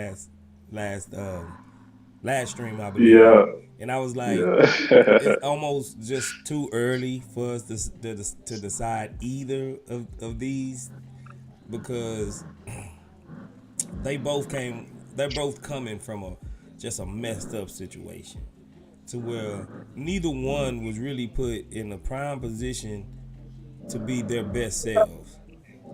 It was. Facts. I think this season, if Coach Udoka know anything about basketball, both of these guys will be in a better position, and we'll see their strengths highlighted and their weaknesses kind of covered up by the rest of the team, to where it'll be a more fair assessment on which one can end up being better, because I see a lot of similarities between both of them. Like I told you last stream, they just KPJ's left-handed and Jalen's right-handed, but they do a lot of the same things. And I think I agree with you. Remember, I agreed with you that that KPJ. What's up, Charlie? Charlie, Okay, this is what I can you? wanted to say about it. Is this, I don't want to turn around and put one against the other because the difference between the both of them, Jalen Green's more flashier than Kevin Porter Jr. is. But I don't want to turn around and look at it, which one is this and which one is that, because of the simple fact that we had such a bad coach. Now, this year is going to be the year that's going to show everybody exactly what we got. There's no more excuses now. Can't say it's, oh, we needed a better coach or we needed this, because, you can't use that one this right now. We got the best coach that was out there at the time. So the way I look at it is, let's wait and see what we got before we start saying this person is better than that and that person is better than this. Now, as far as everybody that's saying, and I'm not saying the people on the panel, but as far as everybody that's saying something about the defense, there's a lot of guards out there that's not great at defense, but they still was able to get the job done. But I know Udoka got something up his sleeve for this whole team. So instead of me saying, well, this is better or that's better or he should start or he should not start, let's wait and see what the system is going to be looking like when it starts to be able to do it. Give it at least the first 10 games of the season will tell everybody who's did what they supposed to do and who didn't do what they supposed to do. That's all I wanted to say before my battery died. I love y'all. Appreciate that, Charlie. Hey, Yeah, And I wanted to say Charlie something real brought up some quick good too. points. What's Oh up? my bad. Who that? JT? Just think. Go ahead. Yeah, man. We just, let me see. What's your name? Who Hot is? Tit or something? I forgot what his name is. I can't even see it. Hutton? E.F. Hutton. Yeah. Yeah, yeah, EF. Man, he said something about coaching. Huge. Look what coaching did with Curry. Mark Jackson was trying to have this nigga be like a traditional point guard, bring the ball up the court, all that stupid shit, right?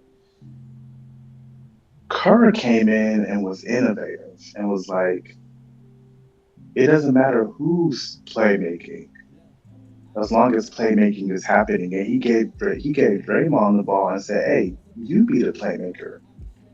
Well, And we then we gonna watching the have same thing. Curry and freaking Clay come on, be off ball. And we talking about Curry, a top 10 player of all time. I'm not saying Kevin's gonna do that, but I'm just saying there is kind of a trend. Shea Alexander's another one. Shea got drafted as a point guard out of Kentucky, and he played point, right? But you notice this season was so unique because Josh Giddey played the point, and he took a leap this year, and Shaw led the league in scoring when they put him off ball. You know what I'm saying? So I think Kevin is going to have that type of lead because you just see it so many times. I mean, Kevin playing off ball in this starting lineup, he could average 25, 26 points a game. Like, we don't know. We really don't know what Kevin looks like when we just say, hey, go get a bucket. I mean, we all remember the 50 game. And then after that 50 game, he had a couple of 30-point games and he finished off the season really well. So I think Ime's going to definitely try to make sure that he get more off-ball touches, more catch and shoot touches, and you know, be more of like that primary scorer. Hey, I hear that's you. that's KP, you had something to say? Um, I did, but it's all good. Look, I'm a real fan. I don't care. I just want the best team out there.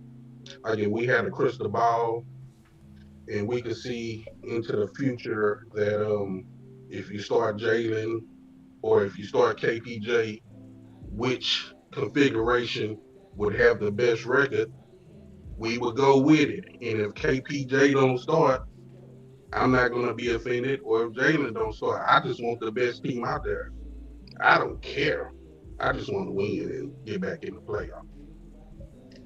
I hear you. Man, I support That's that. that's I a good support that's a that. good take, bro. Good take. Just think, I think where a lot of people um, get taken aback by you starting KPJ and Jalen, because I know you want to start both of them. You want to go to the Come guard on, lineup. man, we gonna be cold, bro. The thing is, you don't think Phew. they're a little redundant in the lineup, Jalen Brown and Tatum work. They redundant as fuck. but And look at you what the got to Suns look. about to You do. got The to look Suns about at to start Booker and Bradley Beal. Jalen Brown and Jason Tatum are both big wings. They're both big. Jalen like 6'6", man. Jalen He the Brown, same height as KBJ. They the same height. Jalen Brown or Jalen Yeah, Green. Jalen Brown. Jalen Brown, my Nah, bad. Jalen Brown like 6'8", bro. No, look, Google it, I'm telling you. He Jalen like Brown a six little six. He bigger, just I think. stocky though. He's kind of built.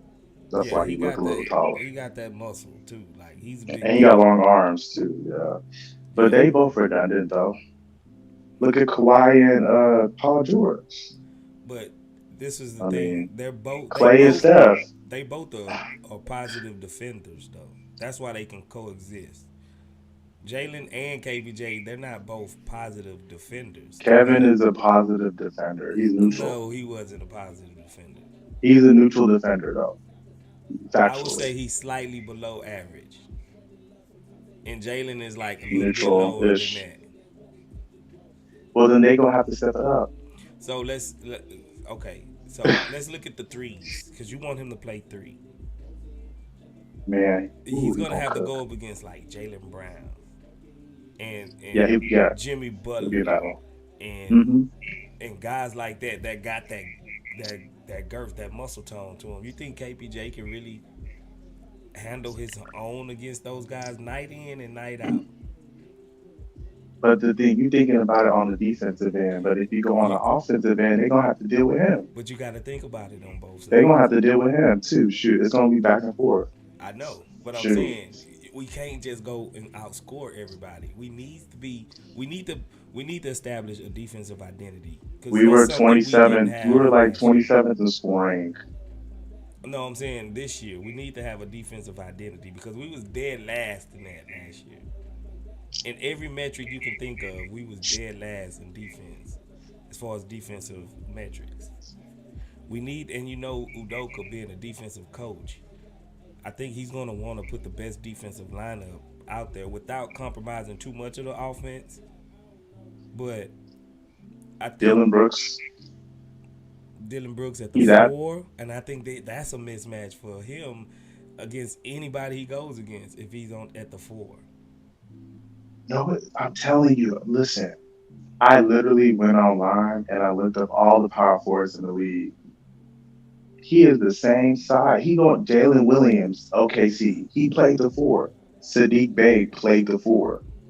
That's only because Harrison Jay is hurt. Barnes played the. I could keep on naming them. PJ Washington, Harrison Barnes, motherfucking Draymond Green, motherfucking what you call it? Jimmy Butler was playing the four a lot in Miami. LeBron played the four. Like these are all people of his size. He's 6'6". I could keep on naming. I mean, shit. I mean, it's damn near 80-90% of the league is like between 6'6" and 6'8". Yeah, Because everybody playing small ball. Everybody plays small ball. I still think that'll be a struggle for him night in, night out to be asked To to go guard against Sadiq Bey. Sadiq Bey. He's not the only guy in the league. He's not the Okay, only, he gonna struggle against Jalen Williams. and guys like Aaron Gordon, big guys like that. Just He's six. Zion. You think he can handle a Zion? If Who can Zion's handle healthy, Zion? Big ass. Who can handle him? I'm Can't just nobody saying. handle That's what him. I'm saying. That's the point. Jabari can handle Zion because he's No, taller. nobody can handle Zion damn near except for Well, we certain gotta skip guys. him. Well, we Certain just gotta skip guys. him. But we can't because he is a four. He is a There's four. no one. Who's a certain guy that can handle Zion? Please tell me. I have not seen it. And then He Giannis. bulldozed Let's say over everybody. Giannis. Giannis the Who? same thing. Show me someone that can LeBron. handle Giannis. LeBron. Come on, you naming generational talents. But we gotta play those guys, bro. We do. And Jabari's not gonna give us a better chance than Dylan. Our length And do give Dylan's you a better closer to their chance. height than Jabari. As long as no, Jabari's 6'11" though. He's got that at least that going for him. He's gonna do better. He's gonna do a better job against a Tentacumbo. No one he's an outlier. We seen Let him go. Jabari. We seen Jabari last year actually give Giannis a little trouble. Come He gave on. Giannis trouble. We beat Giannis No, now he because didn't of even. Jabari's He defense. didn't. He's not doing nothing against the best player in the NBA. Bro, he did it. We seen He it. still had like 20 something rebounds that game. But we seen when the time got he would have had. Do you remember before we got Jabari, what Giannis used to do to us? Giannis used to just do us bad. It was over by halftime because Giannis just used to just do us Space, bad. space. He going on his silence diatribe again. Talking about some damn Jabari can stop a Tentacumbo. Can we stop, bro, please? this is all I'm. This He all Put I'm did. Dylan. saying. I'd rather put Dillon Brooks on the Tentacumbo. A second team all defense. No. Dylan That's what I cannot would handle do. Giannis, bro. Dylan cannot handle Giannis. I'd rather put him. Dylan's 6'7", 230. He Why they can't For the rotate? most part. I mean, I agree with that. They can rotate. okay. I mean, And you with acting hard like shit. you acting like everybody play the same person the whole time. It's a bunch of rotation. Are you saying Pick and you want the main rolls. dude? You want the main dude to be Dylan The main dude or what? What you mean? on He gonna. defense? You want I mean, Dylan I to think guard I think Udoka? everybody's going to improve on defense because we got a better coach who's going to put the better defensive scheme. I think Dylan gotta And be on the best and guard that we Jalen and play. Kevin, they both can guard. They're good. They're good defenders. They just needed to get physically bigger, and now that they're bigger and more and stronger, they be able to stay in front of people best. Bro, Look, Kevin used to I guard people think I full think court. I think He used to guard people full court. Dylan Brooks serves better being on the best guard ball handler not that not we only played that, not only against. that, Space. hmm I don't know Look, about That's where that. he but thrived at. In the playoffs, he was guarding LeBron. But you I'm gonna just tell you what said you don't not want to too do. many people can guard LeBron. I'm just You saying don't want to put. it's better if you put him on bigger players, not no little guard that's gonna go around him. We got What fair you don't athlete want for to do. that. What you don't want to do is put Dillon Brooks on Antetokounmpo and piss off Antetokounmpo. It don't matter who you put on That's what him. you don't want to do. It don't Right. matter So who I you mean, put on Jabari is him. our best bet because Jabari gonna play him straight up and down. He gonna build a wall. He gonna use his verticality. He's not gonna be Against trying to who? play football against Giannis. You're not gonna be trying to play Giannis is an football against Giannis. outlier freak of nature. He's an outlier freak of nature. Ain't nobody Oh, about to oh, do nothing with him. It don't matter. Okay, okay. we'll bring it So down a this, step. We'll bring it down a step. Let's bring it down a step from Giannis. Even like Julius Okay, good. Randle, Thank you. even like Julius Randle, I don't think Dillon Oh, Brooks can sorry, handle ass him Jewish. in the paint or like even guys like that. I just don't Julius see. Randle 6'8". He's a big He's guy. 6'8". He's a big guy though. But he's 6'8", 240. Dylan is 6'7", 230. Dylan is big. Y'all be thinking That's Dylan like why. a little That's why stick. he had. He's Listen, small. listen, listen. Just think. That's why he has the advantage going up against guards. I don't want him to. We got Kevin Porter Jr. and Jalen Green for See, guards. we only can hide one of them on defense. We could probably get Dylan away is They're with gonna gonna. go hiding up against the best player, right, on the other team, right? offensively. A guard, I think. Well, it depends though, because it's like Memphis. He's not gonna be guarding Morant. That's not. Come on now. That's Yeah, not he gonna happen. will. Yeah, he will. I think he will be. Oh, Morant's gonna do him. No, we can't do that. He's not that laterally quick to be able to stay in front of Morant. I'd rather have Fred guarding him. Fred's a good defender too. He's a really good defender. I'd rather have Fred guarding Morant than Dylan Brooks, who's too. I like. Dylan Brooks is better guarding wings and do people like that, like Siakams and stuff like that. He's better doing that than guarding I a like little your guard like lineup. Morant. I like your lineup offensively. I do because they all can stretch the floor, Man, we especially if going we got man. Shangoon. I like your offense. I mean your lineup Come on, man. It's offensively, gonna be lethal. but defensively is what we gonna. Now I can see We're that not lineup. gonna struggle with I defense. can We're see that not. lineup How do you like how do you know that? We got Udoka. And stop acting like y'all acting like Jalen Green and Kevin Porter Jr., James Harden, or some shit like that. They Ain't they nobody they're thinking. basically they're slightly below average. They're not really that bad. They're decent, and that's under Silas. And Kevin's playing out of position. Kevin over here 6'6". He shouldn't even be guarding people like Morant and freaking Darius Garland. Can you imagine Kevin Porter Jr. 6'6", and he was a freaking neutral defender, barely below average defender, guarding Darius Garland, little speedsters. Well, look, I know He's gonna one be thing, just sir. fine guarding people his size. We don't know what we gonna look like. Well, that's true. That's true too. We don't Yeah, know yeah. what we have no clue. Like we about to see though. So Yeah, you're right though. We really don't know. yeah, we don't know what we gonna. I mean, okay. Yeah, So we that's gonna true. we're gonna table that. We're gonna table that lineup until at least the preseason, and we see it in some rendition. Some type of shape or form of how they all look and fit together. Because we still gotta, like KP say, we still gotta see how they mesh together in every It's gonna facet be of the game. beautiful. You That know, lineup's gonna be beautiful. We gonna. I think that's a good lineup to like come back in and like if you just want scoring and we like down 10 and we need 5 quick buckets. Oh, you Just to get. really don't like. Oh, you think it's that kind of lineup? Yeah, I think that's an instant Hmm. offense lineup. That's interesting. I don't think that's a lineup that we can sustain Well, over 48 minutes with.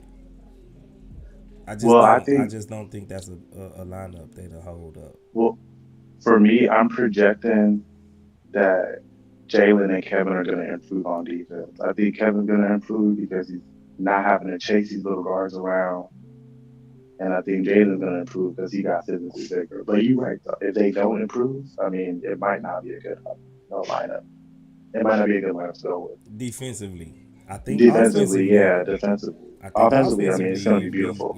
I think offensively it could probably work. I just think And you know why I defensively, like that lineup? Because we are starting five of our best players. That's why I love this lineup. They're all veteran guys. They're all guys who are proven. Every single one of those guys that are starting, they have done something on like a damn near all star level. And I feel like if we're trying to win, we just got to start all. We got to start our best players. And thank God, five of our best players actually somewhat fit in a lineup that you could play a But good amount of minutes. our best players might not be our best fit. Yeah, true. Hey, I, facts. I'm I, humble enough I, to admit that. I give you this right here though. If you looking at it from the aspect like you said about the Clay and Steph thing, if you saying, hey, LP's gonna be the hub, Come on and now. we're gonna let LP run the offense, and we want to have our best two scorers on the floor with LP Come on starting now. the game. Let's I do can it. I can see where as an offensive mind, especially knowing that that kind of works for pop offenses and it kind of works for the way the league is playing. I can see that offense working. I can really see that working to start the game. But And if you're it's saying, and hey, it hey, oh my bad. no, okay, this is what I'm gonna say. But if you're saying, hey, I want adamant professionals on the court, we need to set our culture for what we want our culture to be going forward. We want to have guys in place that's going to be on the job 82 games. And if we go into the playoff, I want guys who I know are proven professionals that I know going to put in the work day in and day out and do exactly what they're supposed to do on the job. Now, I got 9 years of Dillon Brooks. I got 8 or 9 years of Fred VanVleet on tape. I know what these guys bring to the table. I know exactly what they're going to do because I got all the tape in the world to see what these guys are going to do. And they have been professionals at what they do. This is where I don't see taking out Dillon Brooks or Fred VanVleet for no kind of reason, for nobody. Like, even if Thompson blows you away,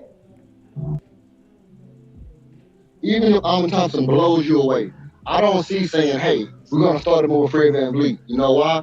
Because we're trying to set a culture. And you want your One culture to be, thousand I, percent. One thousand I know percent. exactly what I'm getting for 82 games. I don't want no questions about, like, when I go to my job, they know exactly what they're getting from me for the time I'm there.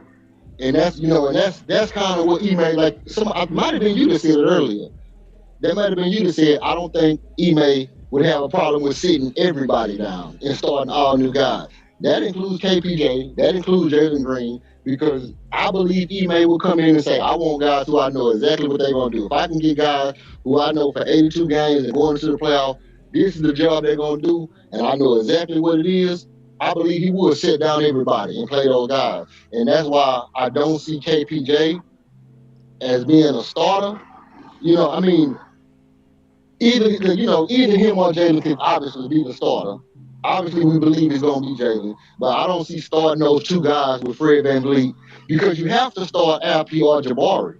And you probably have to start both of them to be big enough to play in the league. So I don't see playing one veteran and three guys under 24 as being an upgrade to the season. It's just not gonna fly. The problem I see with starting, and I keep on saying this, starting Jabari and Sangoon, is that you started two guys that need post touches to score who aren't rim protectors. So if I'm gonna choose who's gonna start, I'm gonna start the better post player.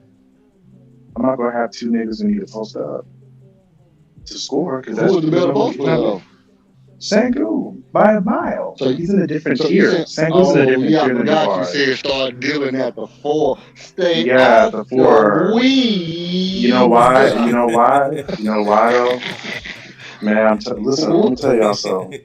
Y'all need to do some homework. Y'all go online and look at all the starting power forwards. It will shock you.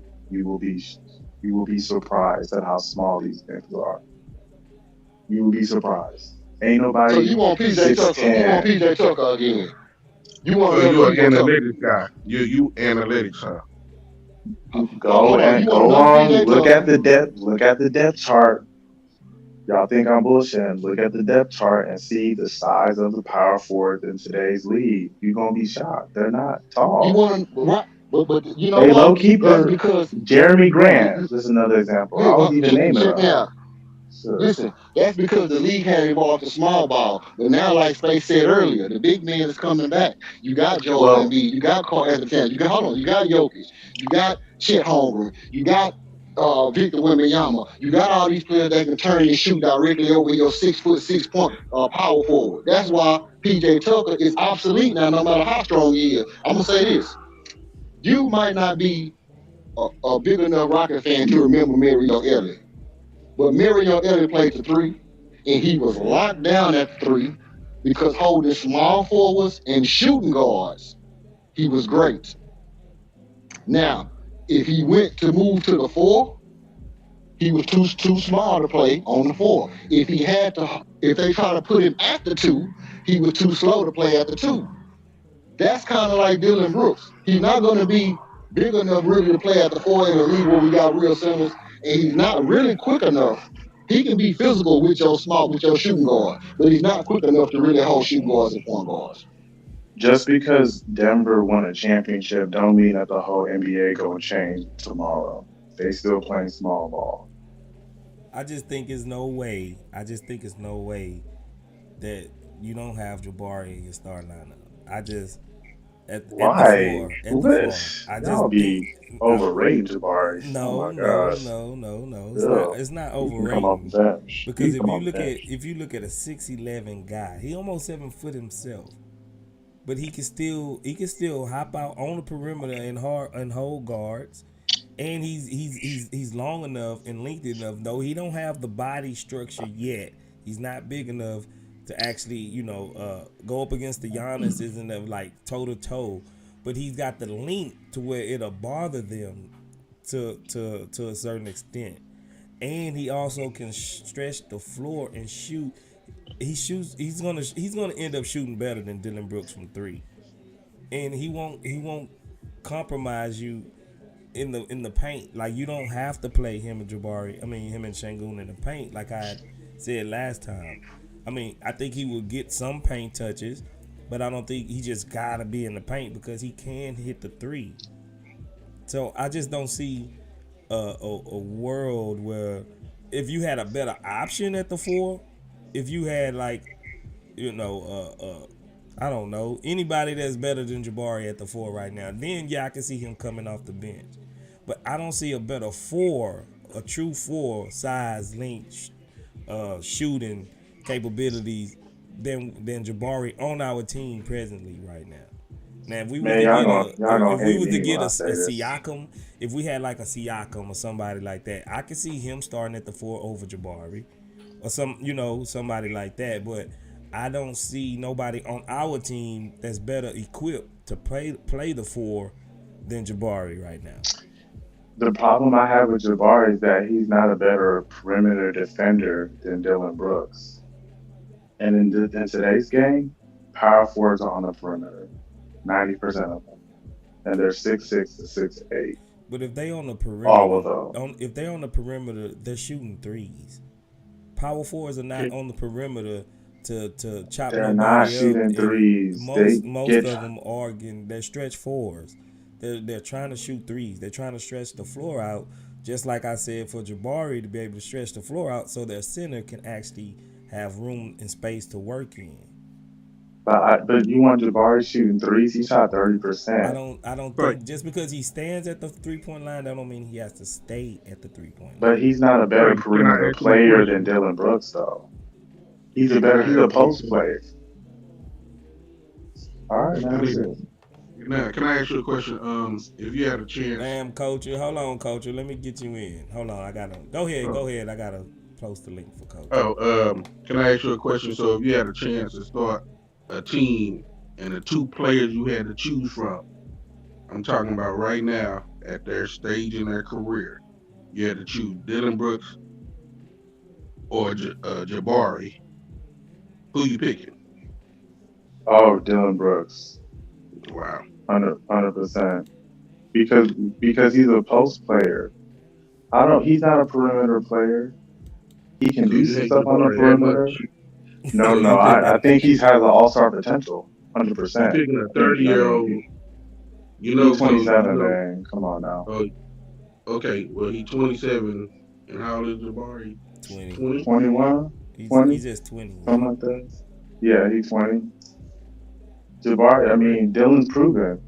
He's proven he's a better perimeter defender. He guards fours all the time. He's 6'7", Who has a 230. higher upside in the future? Like your boy gonna be older It's probably here. it's not really about upside. It's about fit for me. I just think it's a better fit to put him at the four because most fours in the league are basically like But Saquon, are you talking about a niggas fit like with the that. Rockets or a fit to start your When we team with? to start your team with, yeah, because he's a better perimeter defender. He's more agile. Like Jabari can guard guards, but that's kind of not what he should be doing. Do they He's even not play the that same laterally position? quick like that. I think Jabari's a five personally. After what I saw in the summer league, I'm convinced he's better as a five that you're kind of giving post touches to. He can face up, shoot the midi. He does that. He's going to be a perennial all star. He's special. He's nice. Hey, so you But taking Jabari or Dylan you to know, start your Of team with? course, I'm taking Jabari. I'm taking Jabari. Okay. Let me get Culture in this before we shut it down. What's up, Culture? Where you been at, fam? What's up, family? Hold on, let me do my other shit.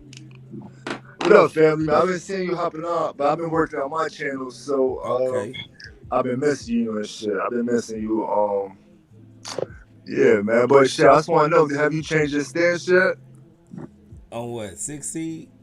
Yeah. Charlie working How, on me. how I you ain't you gonna feel, lie. man? Charlie How you working on feel? me. Them boys. I'm telling you, man. These boys is ready, man. They ready. Um, I would say I haven't changed my stance. I haven't. I haven't got on the 6 seed Charlie Culture boat yet. But I think I'm still at the 38 to 42 win bit. But I could see after looking at the schedule and after I don't think you was here when we went through the schedule on the live stream. No, I just got here. Yeah, well, it was a couple of live streams ago. We had went through the schedule. I could see that it's possible. I will give you that. It's possible. Now I'm not gonna I wouldn't I don't feel as strong about it as you and Charlie or I think somebody else like Hybrid. I think Hybrid Theory he feels strong about the 6 seed too. But I would say 8, 9, 10 seed. I think that's where I'm gonna land. Okay. But it is possible. I wouldn't. I'm gonna be surprised if we get to 6 seed. Don't get me wrong, but I can see that little path. Well, that little narrow path to where maybe we can get Got it. talent. So I'm not gonna just shut the door and say, nah, y'all tripping. You Yeah. know, like I was kind of hard on y'all the last, about a month ago when y'all started this. But I'm gonna just say it's possible, Culture. It's Yeah. possible. See, my stance was always six through eight seed. So 6 through 8 seed, I'm standing on that. Man, we just got talent, man. We got talent, man. Everybody's is showing, like everybody's coming out to these making videos about the Rockets. Like everybody's making videos about the Rockets. They see the talent. I see the talent. I mean, I'm sure you see the talent. But I mean, come on, man. You got to think, man. Amen Thompson is going to be ready this year. Amen Thompson is special. Cam Whitmore is special, brother. He's special. He was the Big East Player of the Year. Won the Summer League MVP. I mean, every time he comes, he just shows out. The thing is, we just got to tone it in and give him a chance. And it's not gonna be this year because obviously we got Dillon Brooks, but I can see him taking Dillon Brooks' position next year. And Dillon Brooks come off the bench, and whoever was saying talking about Jabari Smith, that was the most outrageous thing I ever heard. Jabari Smith can guard 1 through 5, no problem. Perimeter, that's his goat. That's his butter. Is guarding the perimeter as being a forward. That's what he does. So like that was crazy. He was a defense. He won. Well, he's an rookie team defense last year. All rookie defense team last year, albeit the second team or the first team. I forget. I think it was the second team. But so everybody sees his defense, his perimeter defense. That's his go-to. That's what makes him special. Um, I'm not worried about Jabari. Jabari is gonna be special, man. We got so much talent on this team. I see the titles about Jalen Green, man. It's not I really about Jalen Green, but okay, it's about who the cornerstone could be. okay. Who do you think the That's I cornerstone? think that's still up. I think that's still up to see. I can't. I think we can't make. I mean, we could guess, but like I think this year is gonna show a lot more than last year to see if Jabari takes that step. Or I think really, I told you before. I think Jalen Green's gonna have an MVP type season this year. Not that he's gonna win an MVP, but he's gonna make that major improvement to where he's gonna put that stamp that he's here in the NBA. I see him doing that this year. Jabari, I mean, albeit it was the summer league, but compared to his first summer league the year before and like the first half of the season, that was like night and day, man. So Jabari is like he came into his own. You can see that like the Jabari that we was gonna get out of Auburn. This is the Jabari that we're seeing now. He got his confidence back, man. He's special, man. 6'11", defense, knocked down threes, not Kevin Durant type, but he could shoot over almost anybody in the league and knock them down, man. He was bringing the ball up in summer league. His handle got a lot better. He's special, man. El Prince and Gone, he's only gonna get better, man, and better and better. Um, I mean, Dillon Brooks is Dillon Brooks. I mean, Fred VanVleet, the point guard. You know what I mean? He's a veteran, so he's gonna bring that veteran leadership, man. Tari. I mean, like the list goes on, man. The list goes on. I'm really excited to see Amen Thompson. Um, like I said, this year we can see who the cornerstone be. Maybe Amen Thompson come in and just shines, man. Maybe he just comes in and just looks like SGA somebody. You know what I'm saying? Somebody like that, just to where it's just like undeniable. Like, okay, Amen Thompson is gonna be that dog. But it's like it's four different players that can be that. Cam Whitmore can be that. Amen Thompson can be that. Jalen Green can be that. And Jabari can be that.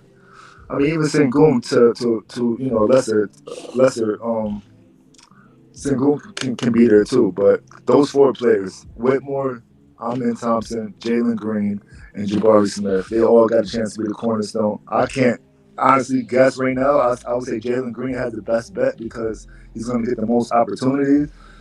But we're gonna see this year, man. I don't know. I don't know. I mean, I know this Cam Whitmore is special, man. Cam Whitmore is really special, and if the coach can bring it all together to where Cam Whitmore can come in and play team ball with the rest of these dudes, man, we're gonna. I see a dynasty coming in the near future, man. I really do. Already. Appreciate you for joining us, culture. I You think we already know, got we brother. got three of the most controversial people up here in the chop shop between Just Think Culture and What's EF. up? Like EF, he comes with the wildest trades ideas. I don't know where he be coming from. Some I don't. I think he goes to sleep and just think about trades or something every night. He comes with some of the wildest trades. Just think he got the whole he got everybody mad at him except KPJ fans. And culture, he's just so lofty with his expectations to where people think he be crazy, talking crazy, and of course 6C Charlie, uh, he's a little bit out there too. But bro, like appreciate everybody for coming. We're gonna go ahead and shut this stream down, man. Happy y'all came through, chop it up with me. Just think, we rag on you, bro, but this all in love, man. I know we all just love the Rockets. We all trying to just make our Rockets team better. Like KP says, I'm really down for if we winning, then just that's the people I want on the court. Hey If we man, winning, I'm on that too, man. yeah. I'm not gonna For be real. mad As if long such as and we such winning, I'm have the cool. bench. As long as we winning, we've been losing for so long, bro. As long as we winning, I'm happy. Even if it means Already. Jabari coming off the bench, like you said, I'm happy, bro. As long as we winning, bro, that means we got a good squad. We moving in the right direction, bro. And I'll be ecstatic. I'll be elated. I'll be everything under the sun. As long as we winning. Um, Final takes before we go. Just think you got one. Hey man, go Rockets. Go We're gonna be Rockets. good. Already. We Like you gonna just said, man. As long as we win it. facts, facts. KP, you got anything? I think the Chop Shop gang need to come up with a nickname for the six pack. Our youngins. Who's the youngins, bro? We got our our The dudes off the last bench or like no our no our last three 1 and 2 picks for the last 3 years. oh okay, Um, okay. Shingun, Jalen Green, uh, Tari, Jabari, Alman, and Cam. That's the six pack. Okay, okay. Our young core. Hey, since you came up with it, go ahead and Nah, we start need thinking about to one. come up with something better than six pack. No, I'm just saying, start thinking of something. I start thinking of something. I know, hey, if it was just five of them, could be like the five horsemen or the, something like that. Yeah, but Like we had the Goon Squad brainstorm last on year. that. Yeah, I'm gonna brainstorm on that. E.F. Hutton, what you got?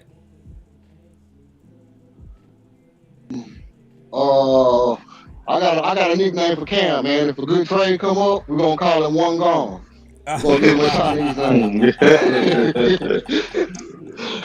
Oh I man, you know, yeah, I yeah. think See, I I think told you, you Cam is just our think most about valuable. trades. You think about trades all the time, bro. I think Cam Man, is I our feel most you, valuable man. trade piece, man. I mean, You know, you know, Houston Rockets, man. We used to win it, man. That's what we Yep. used to be. he So Cam, is, just Cam is that guy, man. That if we didn't have Jalen Jabari and Shangoon, Cam would be that guy that you want to build your franchise around. So I can see teams salivating, just chopping at the bits and saying, hey, this guy was a late round draft pick. He's not going to be on a super big contract like the early round draft pick guys. We could get him at a low rate. And, and like I keep saying, we got the assets coming up in 2 years to make a big splash. If a guy looking to get out, we can throw in some players, some KPJ, some Tari Eason, Cam Johnson, a couple of draft picks here and again, and we can make something happen. So, you know, um, that's kind of the thing that I'm looking to see what happened around the trade deadline. Watching to see how the media, spin the narrative on what's happening with the trades. If Stone's sitting back thinking like I'm thinking, as far as the lineups and stuff like that, I think that I hold on. Six I, six pack.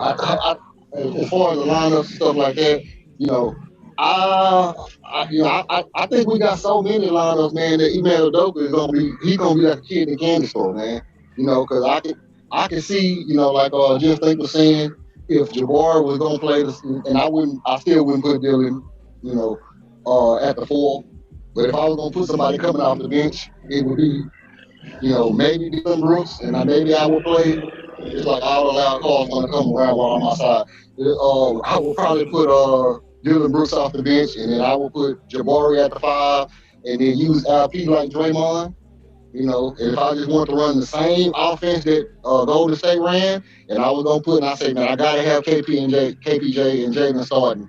Then I can run Fred VanVleet and KPJ and Jabari, Shangoon at the four like Draymond, and Jabari like Kevon Looney. And I can see that happening before I see Dylan at the four.